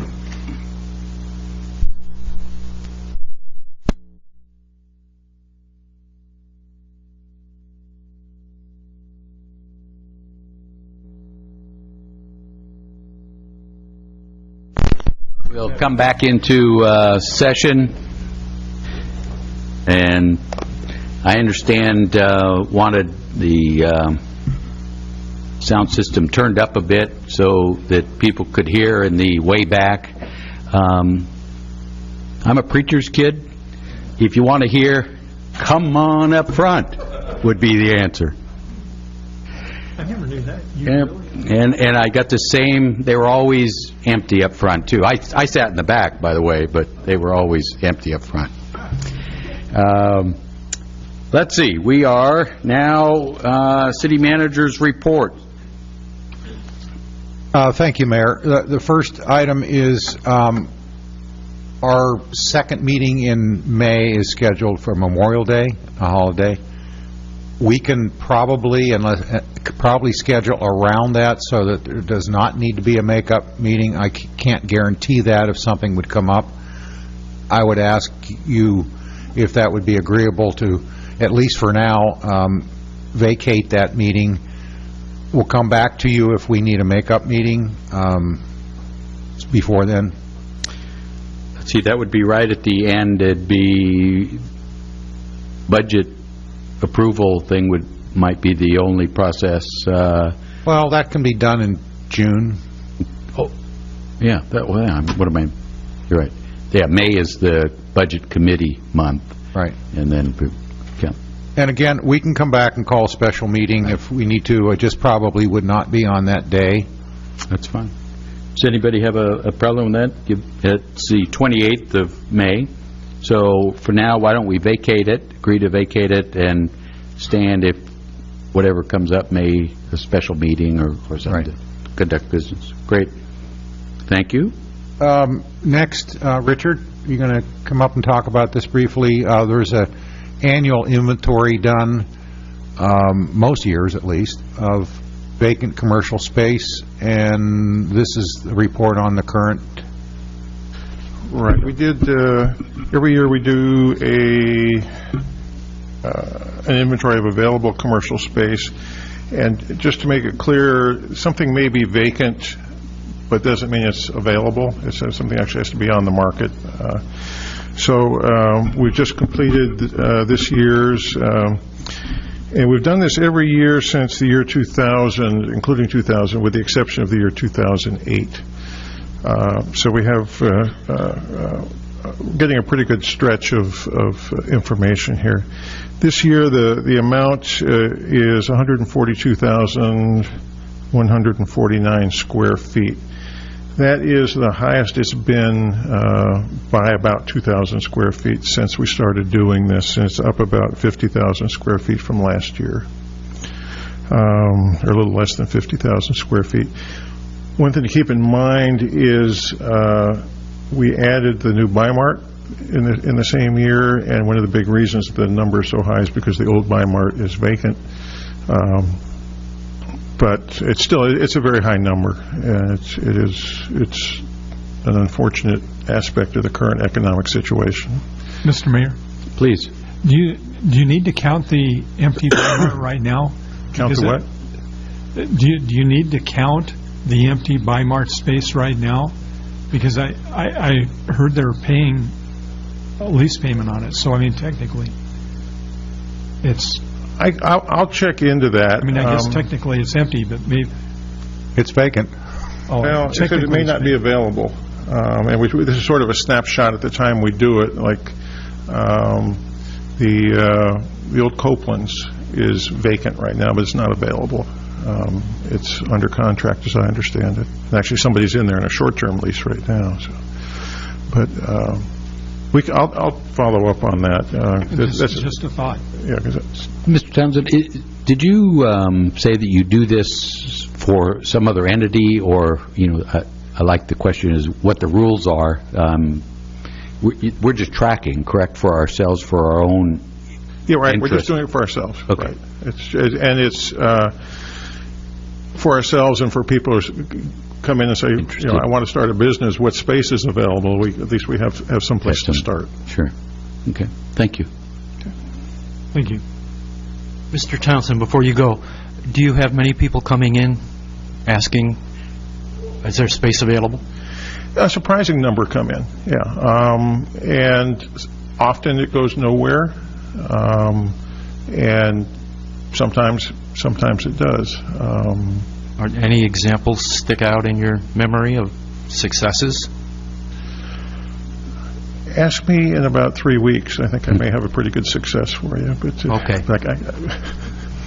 But yeah, I mean, nothing jumps to mind right now, because a lot of times we don't know. We say, here's the list, or here's several things, and they may not even say what businesses that they want to start. So we may not know.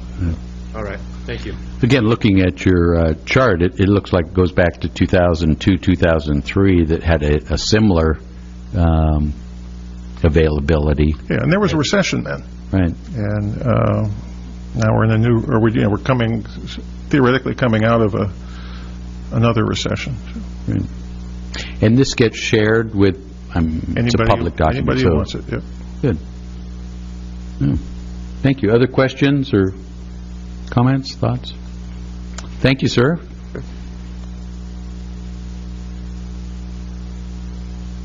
Mayor, the only other item I had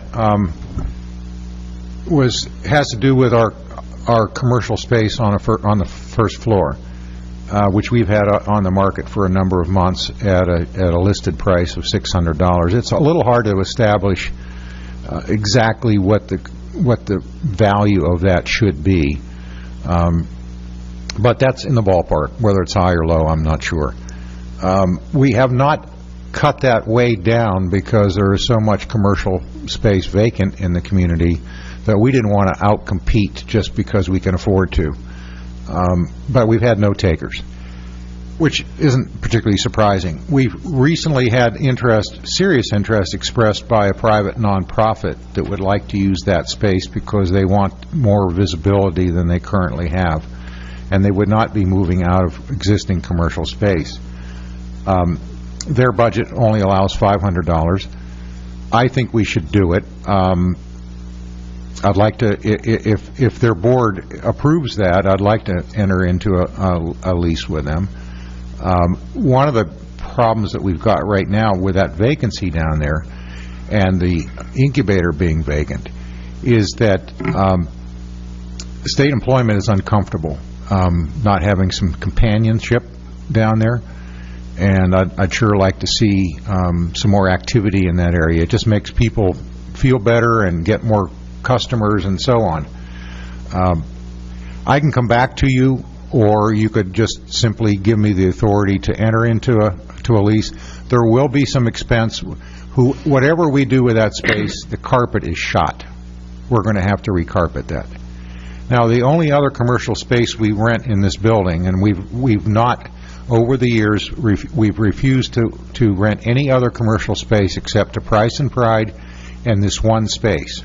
All the other space upstairs, all the other space downstairs, we'll rent to a nonprofit, we'll rent to another government, but we won't compete in the private market or in the commercial market. So I don't know, see if you can give me maybe some feedback on this.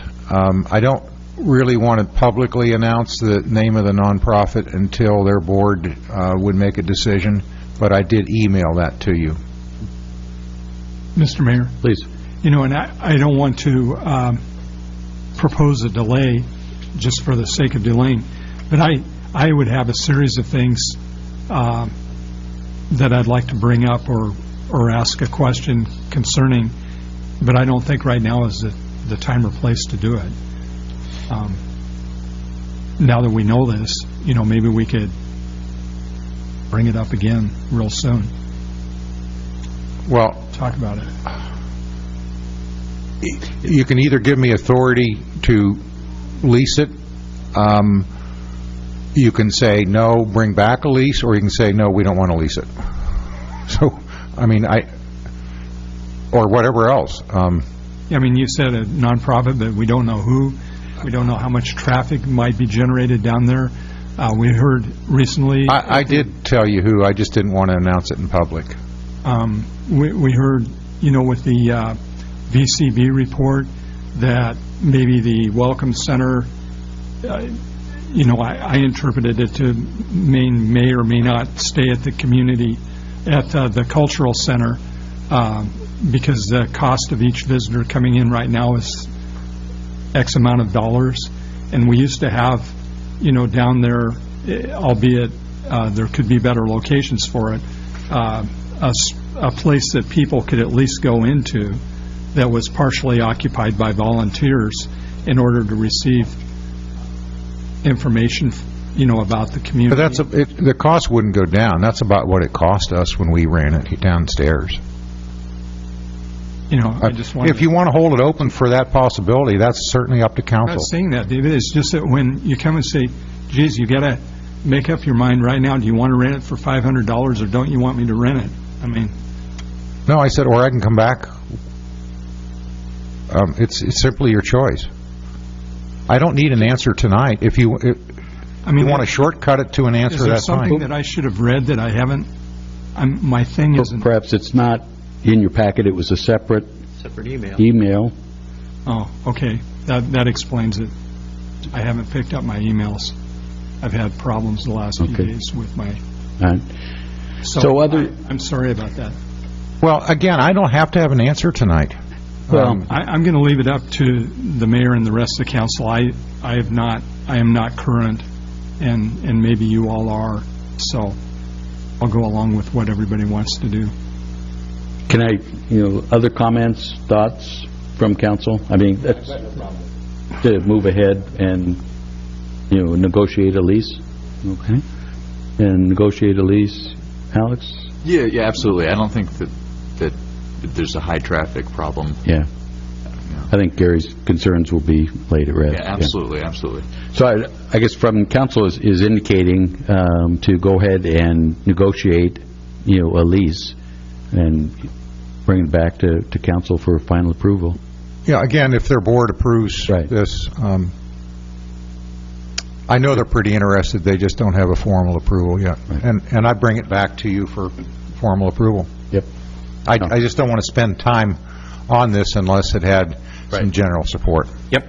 You've got it. Mr. Nikes? Mr. Hawker, can you give us an update on the community center and their computer situation? Are they all straightened out and everything's working smoothly? Well, it's working. I don't think all the elements of the new system are in place yet, but the new system is working, yes. Thank you. I don't think that we yet can take registrations online. That's an element. Some of the reports that it'll generate, I haven't seen yet. So, when you install all new software, there's a number of steps you go through. The first step is repopulating our customer base, and I think that's essentially complete. Thank you. Any other issues? Oh, I'm sorry. No, thank you, Mayor. All right. Council, Joan, do you have anything? You all right?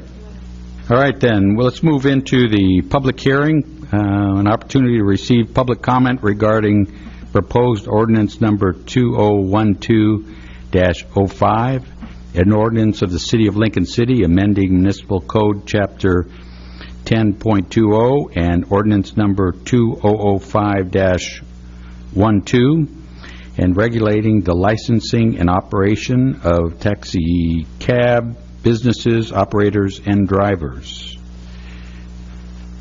And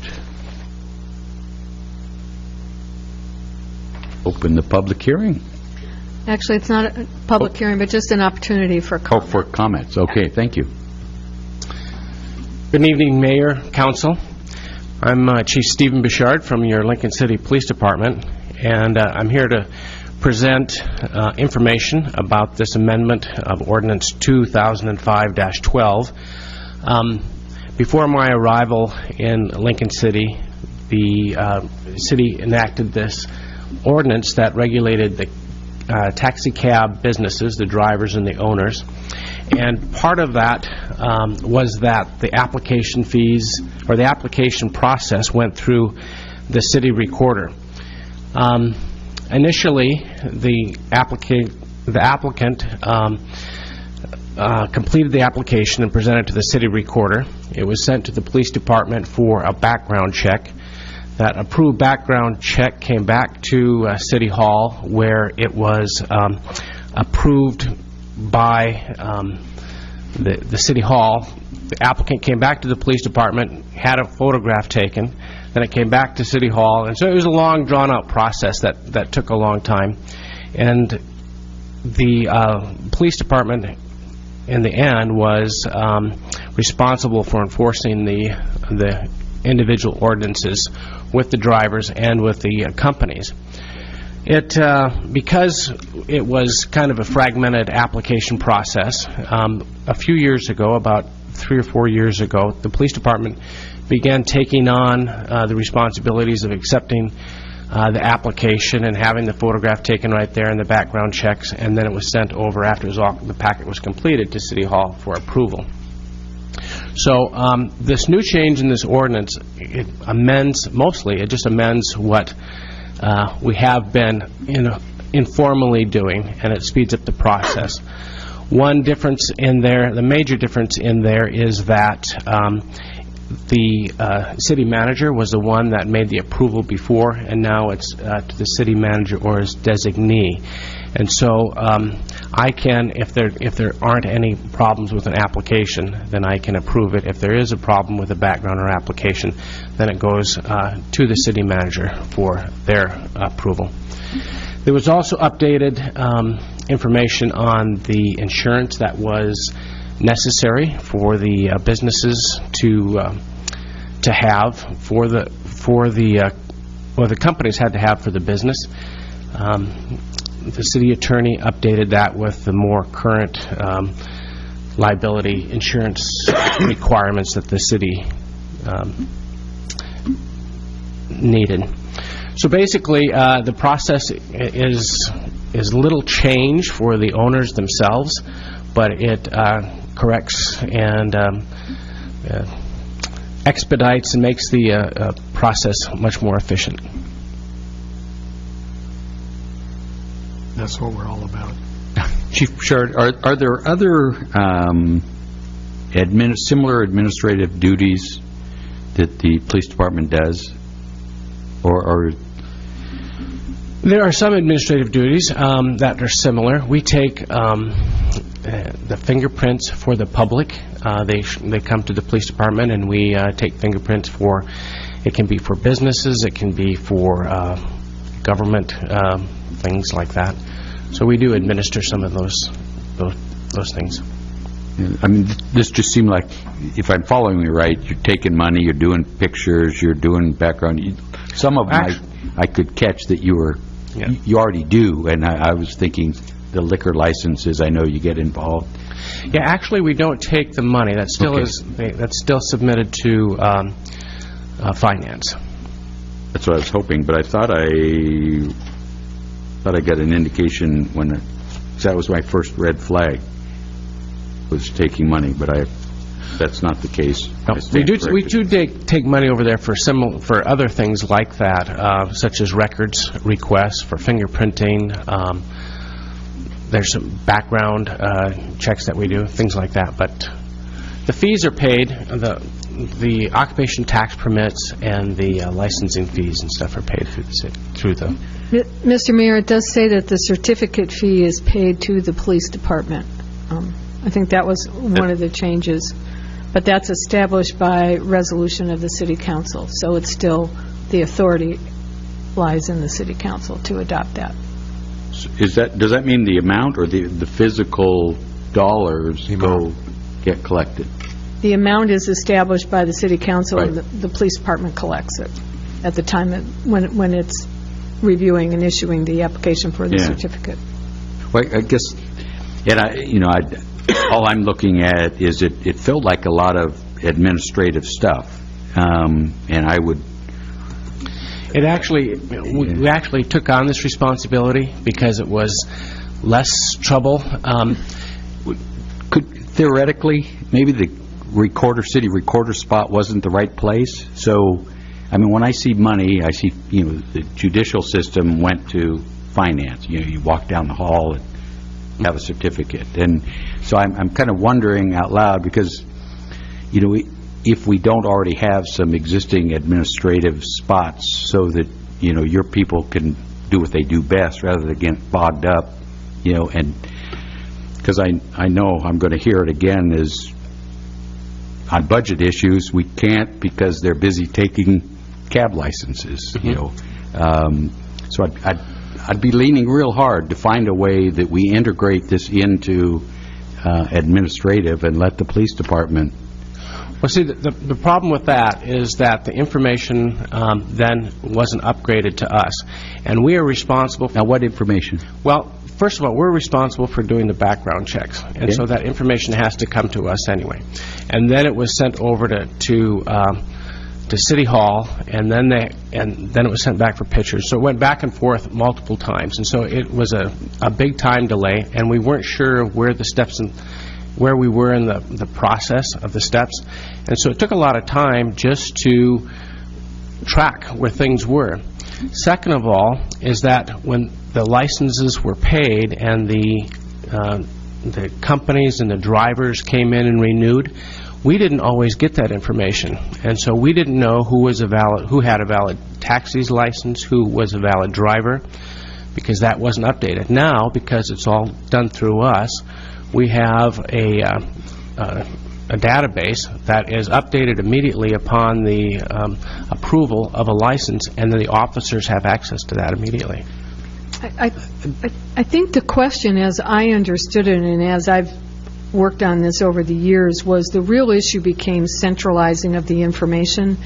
And at least initially, one of the major concerns in licensing this business to begin with is the background information check is not something that can be released. That stays within the police department. So there's this core of information that you don't want to disseminate into the city various ways, which makes the back and forth a lot more complex than it probably needs to be. So that was the efficiency that we were partly looking for and partly service. And in addition, we were inspecting the cabs themselves. The police officers have to inspect the cabs themselves. So it was, we had a lot to do with the process anyway, but it was so fragmented because there were 4 different places that someone had to go to get a license. To get their box checked. I guess I'm, in this day and age with computerization and check, I find it hard that things aren't updated. Again, I'm going to have to rely on you, but I guess I find this real tough that we're pushing it out to a police force, because what I'm envisioning now, another warm body is going to have to appear, either from dispatch or somebody, to do whatever they're doing, and we're paying them to do this. And that's what I'm trying to get away from. We've actually been doing it for 3 or 4 years. I know, it's but not like we're adding anything. But maybe there's a more efficient way, and that's all I'm pursuing. What I've heard you do and have done, and I applaud you, it wasn't working the way it was, and so you took it over. Right. And I applaud that, and I'm hoping the cab industry would see the benefits. But I guess I'm just wondering, is out loud and challenging, is that the best one? Because even reading the strikeouts, I would never have envisioned it to be at the city recorder level anyway. So that seemed a little bizarre. The police department, from my perspective, is actually doing about 90% of it. The check-the-box part that could be done administratively quite easily by another department would be, are the insurance certificates there? Are they in the correct names, and do they have the correct amounts? But if the business name changes, or if the person that insurance certificate is supposed to cover changes because one of the drivers changed, then you're back to checking with the police department. So I guess if the situation were reversed and 90% of the administration was being done in City Hall, that would make sense, I guess, from that efficiency point of view. I'm not advocating either way. I'm just saying I think this reflects the actual work that's done in taxi cab licensing, which is why a lot of cities are leery about getting into it. It's primarily a safety ordinance, and the responsibility, as I see it, really does rest with the police department to do the investigations, the two investigations that they do, of the driver and of the vehicles. So okay. that's the bulk of it. Yeah, I'm not troubled by these changes. It's more efficient. There's not so many applications that it's a significant impact on the police department. We just don't have that many cab companies, and we don't have enough volume to justify developing computer systems to be tracking back and forth 4 or 5 cab companies a year. You know, I mean, it doesn't pay to do that. This is not a high volume thing. Have we done any checking? You know, do you have comparisons to other areas? Can I pick on Portland or Vancouver? Does the police department handle it in those jurisdictions? I don't think in Portland it does. I don't know about Vancouver, but Portland issues medallions, and that's they actually have a board that approves the whole process, sort of like vacation rental permits. I mean, completely different what we do. Well, again, as I stated, I didn't think the city recorder was the right spot, and so I applaud your efforts taking it over, and then at least having the paperwork, and that's what you're doing here, to mimic what we're doing. And it just seemed to be an opportune time to say, great, but is this the best there is? And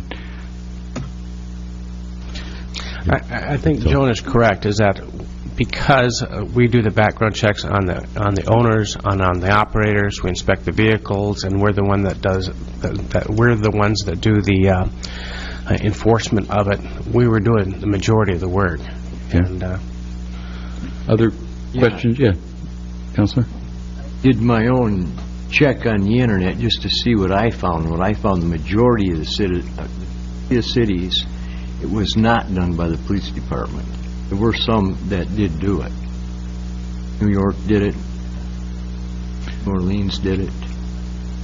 Some of the real big ones did it, but the smaller ones did not. Now, when you say did not do what? Did not have the police department handling taxi cab permits. Can you enlighten us to any as to where or how it was done? Or it was done just in other city offices. In the city, it wasn't done at all. Some of them had transportation offices where they did buses. And we don't have that. So I have to tell you, I think most small cities in Oregon do not regulate taxis in this manner. We chose to regulate because of safety issues, because we had cabs that did not have commercial insurance. We had cabs that were driven by drivers that did not have driver's licenses. We had a cab driven by somebody that was a convicted child molester, and we decided for the safety of the public that we had to regulate. We did not choose to regulate rates, and we did not choose to franchise cabs like at one point Newport. I don't think they do anymore, or maybe they do, but they only had one cab company. They franchised one company that had a monopoly. We don't do any of that. Maybe we should. We've had a couple complaints from visitors that said, we'd expect to see a meter on the cab. Well, we give them the choice of a meter or a flat rate. But again, we don't get into the rate regulation at all. It's purely a safety issue. To me, that's a police issue. It depends on what kind of ordinance you have on maybe who's going to regulate it. If it's a rate regulatory thing, then it probably wouldn't be in the police department. If it's a franchise thing, it probably wouldn't be in the police department, like New York, like Portland, which is a franchise. They grant franchises for this, or medallions. Okay. It might make sense to do some follow-up if you adopt this change, or as it's proposed, or as it's amended, to ask the police department to come back with a report in a year with some numbers, if that's something you're interested in. No, I'm just, again, always looking for efficiency. So I don't know what you'd report. It's just when I see moving parts, I'm just trying to figure out if we're already doing it somewhere else, where, or parts of it, or majority of it. And what I'm hearing is majority of it is in right where it belongs here. Yeah, So. I think we change it for the efficiency purposes, and then also just public service. Instead of having to go to 4 different counters and contact 4 different people, we can cut it down to 2 now. It's much simpler. And to be honest with you, I don't need to review and sign these if there's no problem. Right. If there's a problem, that might be different. If there's an appeal, I've had a couple of hearings where a driver was turned down by the police and asked for a hearing to me. I believe that's still in the ordinance. It's time-consuming, but it gives them that right. But we were getting complaints about the time it takes. And No, I appreciate that. That's the right thing to act on. Other questions from council? No. Okay. If we could, I've got one individual that wants to make comments, then if anything, we call you back, Chief. That's right. Thank you. And Paul, and I'm sorry, your last name when you get up here will...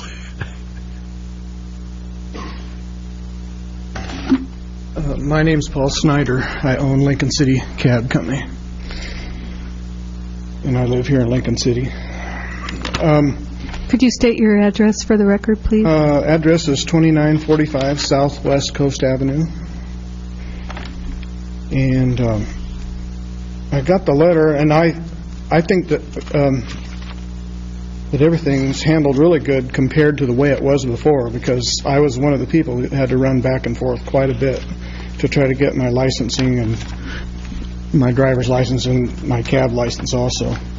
So I got down to the insurance portion of this, and I called up my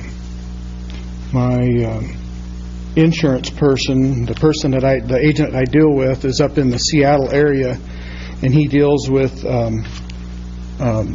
about 21 different insurance agencies or insurance companies that he deals with. And he seems to think that this is a little high, the new proposed, to the $1 million aggregate, and so on and so forth. There's a couple other things in there. He says that, well, first of all, it would raise my insurance about a third of what I'm paying now. He says that he hasn't really seen it worded that high. He does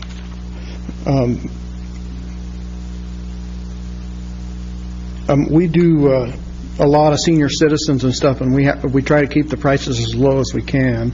If you go to Newport and get the same ride in Newport as you would here, you'd be paying to go across town. We get, or I get, $8. Our price is $8. Some of the other cabs are maybe a little bit different than me. I think they're right in that same area. To get a ride across town in Newport's about $20. So we have a large amount of senior citizens that we run around, and it's kind of hard for them to pay $20 to go to the store to get groceries. So we keep the prices just as low as we can, and plus the gas prices are up $4 a gallon, and we're fighting that right now, trying to, I haven't adjusted my prices for, I think, 3 years. And so the gas is really eating into my bottom line pretty heavy. So, plus we keep intoxicated people off the street at night, so. But I would say that I think that the insurance prices, the insurance should stay the same. Otherwise, I'm going to have to raise my prices. So, and that's all I have to say.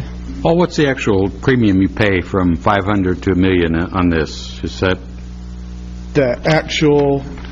I guess it's not extra. So it's just an addition. Well, what the addition is it went.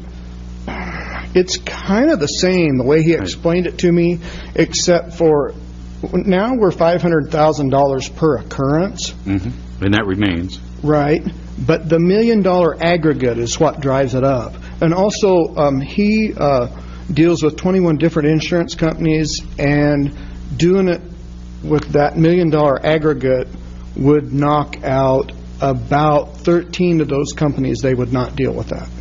So it minimizes the companies that he can deal with to get me the best price that he can get me. Mr. Mayor, may I ask a question? Is your insurance company in Oregon? No, it's in Washington. Thank you. He's based out of Washington, but he insures cab companies all over Oregon and Washington. So the impact of that question, because typically these are national companies, insurance companies. It was just a question whether they were familiar with the tort claim cap limits in Oregon. These are under the city's tort claim limits, and I actually, just by way of explanation, picked the $1 million aggregate because the information I got from several different sources was that insurance companies and their underwriters in Oregon have not come up to speed for cities, counties, and other kinds of public bodies, because the amounts that are being increased every year, which they are by state law, are odd amounts. So actually the city's risk is over $1 million now. It's I think $1,133,000. So recognizing that, I tried to keep it to what those whole numbers were that I understood would not cause an increase in insurance rates for most people, because that was standardized coverage. He said it would cause about a third. And what is a third? Just out of curiosity. For 2 cars, I'm getting really good rates now. Before this, I was paying $450 a car. But I've got it down to $300 per month is what I'm saying. I've got a down payment and then about a $350 a month premium for 2 cars, which is, I feel really good, because it used to be $800 a month that I was shelling out for insurance, just at the $500,000 mark. So it would add, $150 or something a month. Mayor, I think it's probably useful to point out to council this ordinance, because when we were confronted, actually there was a fatality by an unlicensed driver, and before we had this regulation, and the city attorney at the time told the council that if you choose to regulate taxi cabs, then you're buying some risk. Your lowest risk is not to regulate. Then we don't have any duty. We can't be negligent. We can't miss a background investigation or whatever, because humans can make mistakes, systems can make mistakes. But once you have chosen to regulate, you're buying some risk, and thereby that's when insurance becomes an issue to us. We know there's risk involved when we regulate a public safety issue like this, and we need to be pretty diligent. But by the same token, we need to make sure there's adequate insurance. And I know this would end up raising rates, and I guess the trade-off is what risk are we willing to assume versus what risk, or versus the higher rates. It's a balancing act that council has to decide.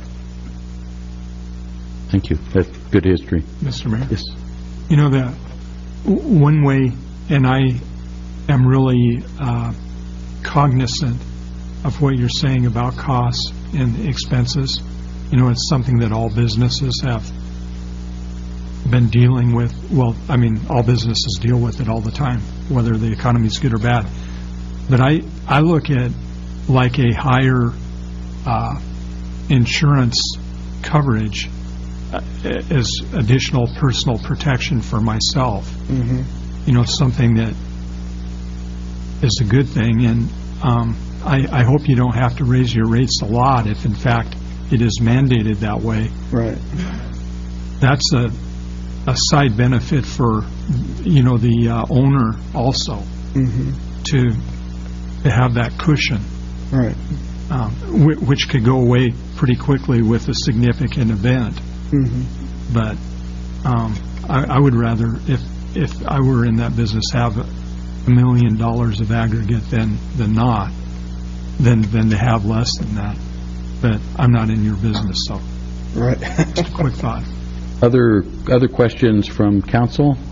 Mr. Snyder? Nothing? Yeah, well, I'm just going by what my insurance agent said. Right. So that's what, No, you know, that's... he said it's uncommon to be that high, so, you know, that's what I'm going by. So. We'll educate him. Okay. Thank you. Thanks for coming forward. I guess I'm a little... Are there anybody else that wants to make comments in the industry? I'm a bit disappointed. Paul, you must be the only one who cares, or, you know, we'll probably hear from them tomorrow. But thoughts? Because this isn't a public hearing, it's public comments. And if you're at all concerned, council, on wanting to wait till next session before, you know, give people a chance to make a comment or anything. This was discussion only tonight. Yeah. It's not, Was it's it? not Oh, on no for, ordinance. for adoption. So hopefully, maybe next time when it comes, we'll get some comments. But all right. Mr. Mayor? Yes. Issue of housekeeping, Ms. Kelsey, under the fourth whereas, under recitals, it says the city has transitioned from initially implementing. I think that should be transitioned. Yes. Thank you. Let me see. All right. Chester. Good man. Oh, it's taking it. Just thinking that. Is that it? Ed Kuntz is Ed Kuntz used to be the... channeling it. We sometimes wonder what Mr. Ward is doing down there. He ought to be reading these. Should be. You know, I keep him busy. Okay. All right. Then any other discussion? We'll move to next agenda item. Thank you, Chief Pritchard, for sharing with us. Last order or business is a resolution for approval. This is the resolution that we referred to earlier. Opportunity to receive, resolution number 2012-05, a resolution of the City of Lincoln City in support of an order of Lincoln County Board of Commissioners initiating the formation of a Lincoln County Animal Service District. You had the copy of the resolution in your packet. Again, I would remind councilors that this is not an endorsement of the actual district. It's just to allow the formation or of the formation. How do I? It allows, it supports Lincoln County Board of Commissioners initiating the formation of the Lincoln County Animal Services District and seeking a permanent rate limit for tax. But that would actually come by a vote of the people. The people will get to vote on it. That's the point. We're not actually endorsing this. We're just allowing it to get... You're approving them initiating it. Correct. Thank you. Fine distinction. Any questions, comments? Okay. Well, then, I'd entertain a motion for approval. Okay. We have a motion. Is there a second? Second. We have a motion and a second for approve Resolution number 2012-05, a resolution of the City of Lincoln City in support of an order of the Lincoln County Board of Commissioners initiating the formation of a Lincoln County Animal Service District. How about a roll call vote? Right. Norikis? Yes. Ellingson? Yes. Eggleton? Ward? Yes. Quant? Yes. Mayor Anderson? Yes. Thank you. This would be a time now for comments from citizens. I've kept you later than I thought I would. No one coming forth. Moving on then to comments from council. Mr. Ward. I don't have anything this week. Okay. Gary, how be you? I'm fine, Mr. Mayor. I just wanted to make a quick report to you relative to a meeting that I attended last week at the Transit District in Newport. It was a special meeting, and basically we found out that there's an Oregon, I knew this, there's an Oregon Transportation Alliance. They have money that they made available from their flex funds to hire a private consultant to find out about the feasibility of having a bus go from Lincoln City to Grand Ronde. And the purpose for that would be because there's presently a bus from the city of Salem that goes to Grand Ronde periodically throughout the day. So in theory, you could get from the southernmost part of our district down in Walport, or almost to Yachats up to Salem. Hopefully, that is in the not too far distant future. And we also have now very limited Sunday service through Lincoln City from Newport, and we'll be getting the new bus schedules. I call them. They've already printed them, but they'll be more available to us here in the next couple of weeks. Good. Right. And that's a good thing. Yeah, it is. That's about it. That's good. Thank you for attending that and sharing with us. Councilor Norikis? Nothing, Mr. Mayor, thank you. Councilor Kwan? Gordy? Yeah, I went to the transportation meeting and said Highway 20 will be at least 4 years before they figure be opened all the way. Oh, jeez.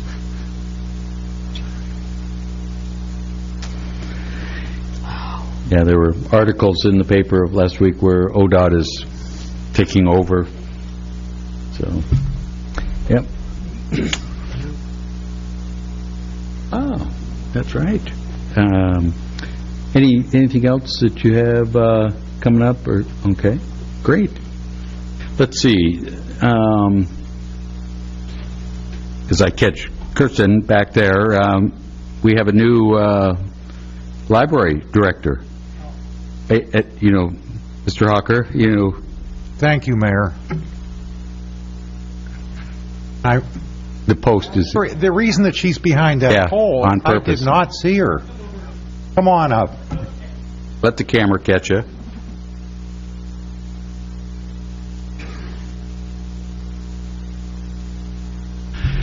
So this is going to be... Go ahead and tell us something about yourself. Okay. Well, as you know, my name's Kirsten Brodbeck-Kenny, and I'm looking forward to taking the position of the library director, Lincoln City, the Driftwood Public Library, and I'm not quite sure what you would like to hear about me, but... How about just a 30-second sketch of your background? Okay, 30-second sketch of my background. I grew up in Michigan. I majored in English at Kalamazoo College, and I then went to Drexel University in Philadelphia to get my master's in library and information science.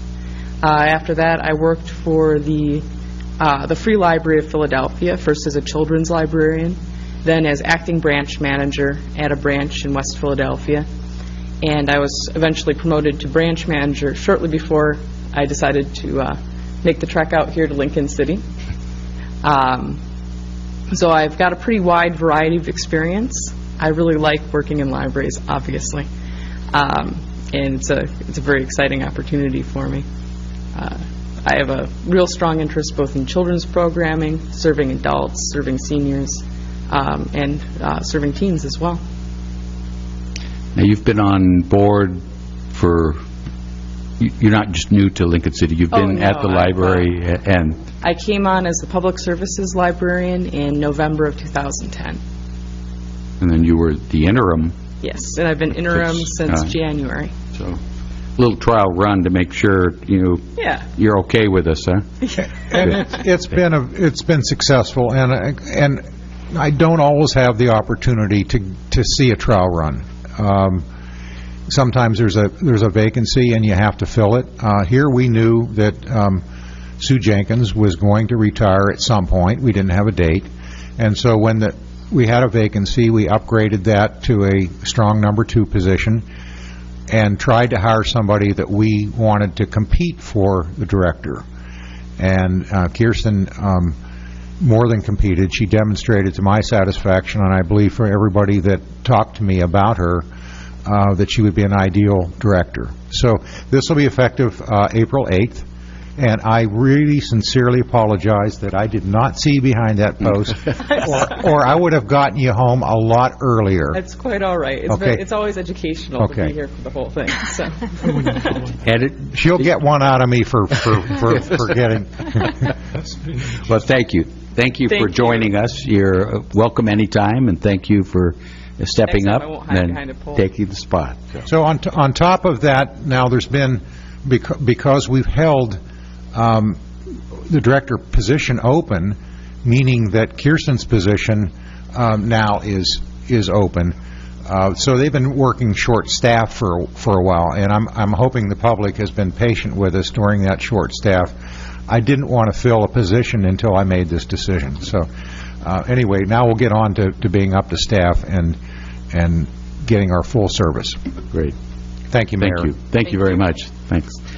The only things I had was, one, I wanted to send out a thank you to all the city employees, quite frankly, for their apparent willingness to change their work schedules and projects from this last storm, and going around and actually helping citizens pick up the limbs and trees and whatnot that fell down, got bent down by the heavy snow.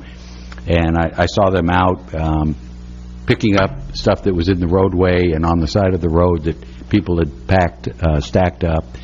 And it's most appreciated, especially in an aging community where people either don't have pickups or availability. And it was just real pleasant to see. Announce the cleanup, or do you have enough details to do that? I don't have, but if you do you have it? I'm sure it's April, I believe it's April 22nd. Yeah, so we'll be able to get it again. We'll get it again, but what we are doing this year, maybe the public could hear this, and I apologize for letting a couple items drop I should have done earlier. In the past, we required limbs and brush to be no longer than 4 feet and bundled. Because of the unusual nature of this storm, we're saying 6 feet, and you don't have to bundle it. Just stack it neatly, and our guys will come with their machine and pick it up. Just try to do it neatly. And the dates are being advertised. 4 yards maximum for all the material you put out. This year we're expecting a lot of wood waste. Yeah. And on top of that, residents who are customers of North Lincoln Sanitary can get a free wood waste coupon at the offices that allows them to take a load of wood waste to the transfer station without a charge. And it makes a difference. Thank you again. And hopefully the employees are out there and hear it. Other things just to get on your calendar, Quanah's remind me they've got an Easter egg hunt Saturday, which is April 7th at noon, Regatta Park. Evidently, it's a huge success for adults that bring their kids. I'm not sure who really participates. And then April 19th, Thursday, 4 p.m. at Congregational Church on Northwest 25th. is the Lincoln County Land Trust meeting. So a couple of things that you might want to get on your calendar. And one more time, I've been called to jury duty for the month of April. This is, but we can do it together. So Wouldn't that be amazing? this is serving in November and now April. So Don't carpool, because one of you might be stuck That's right. in there. with that, you all right? A little later than usual. I apologize, but thank you for bearing with us. We're adjourned.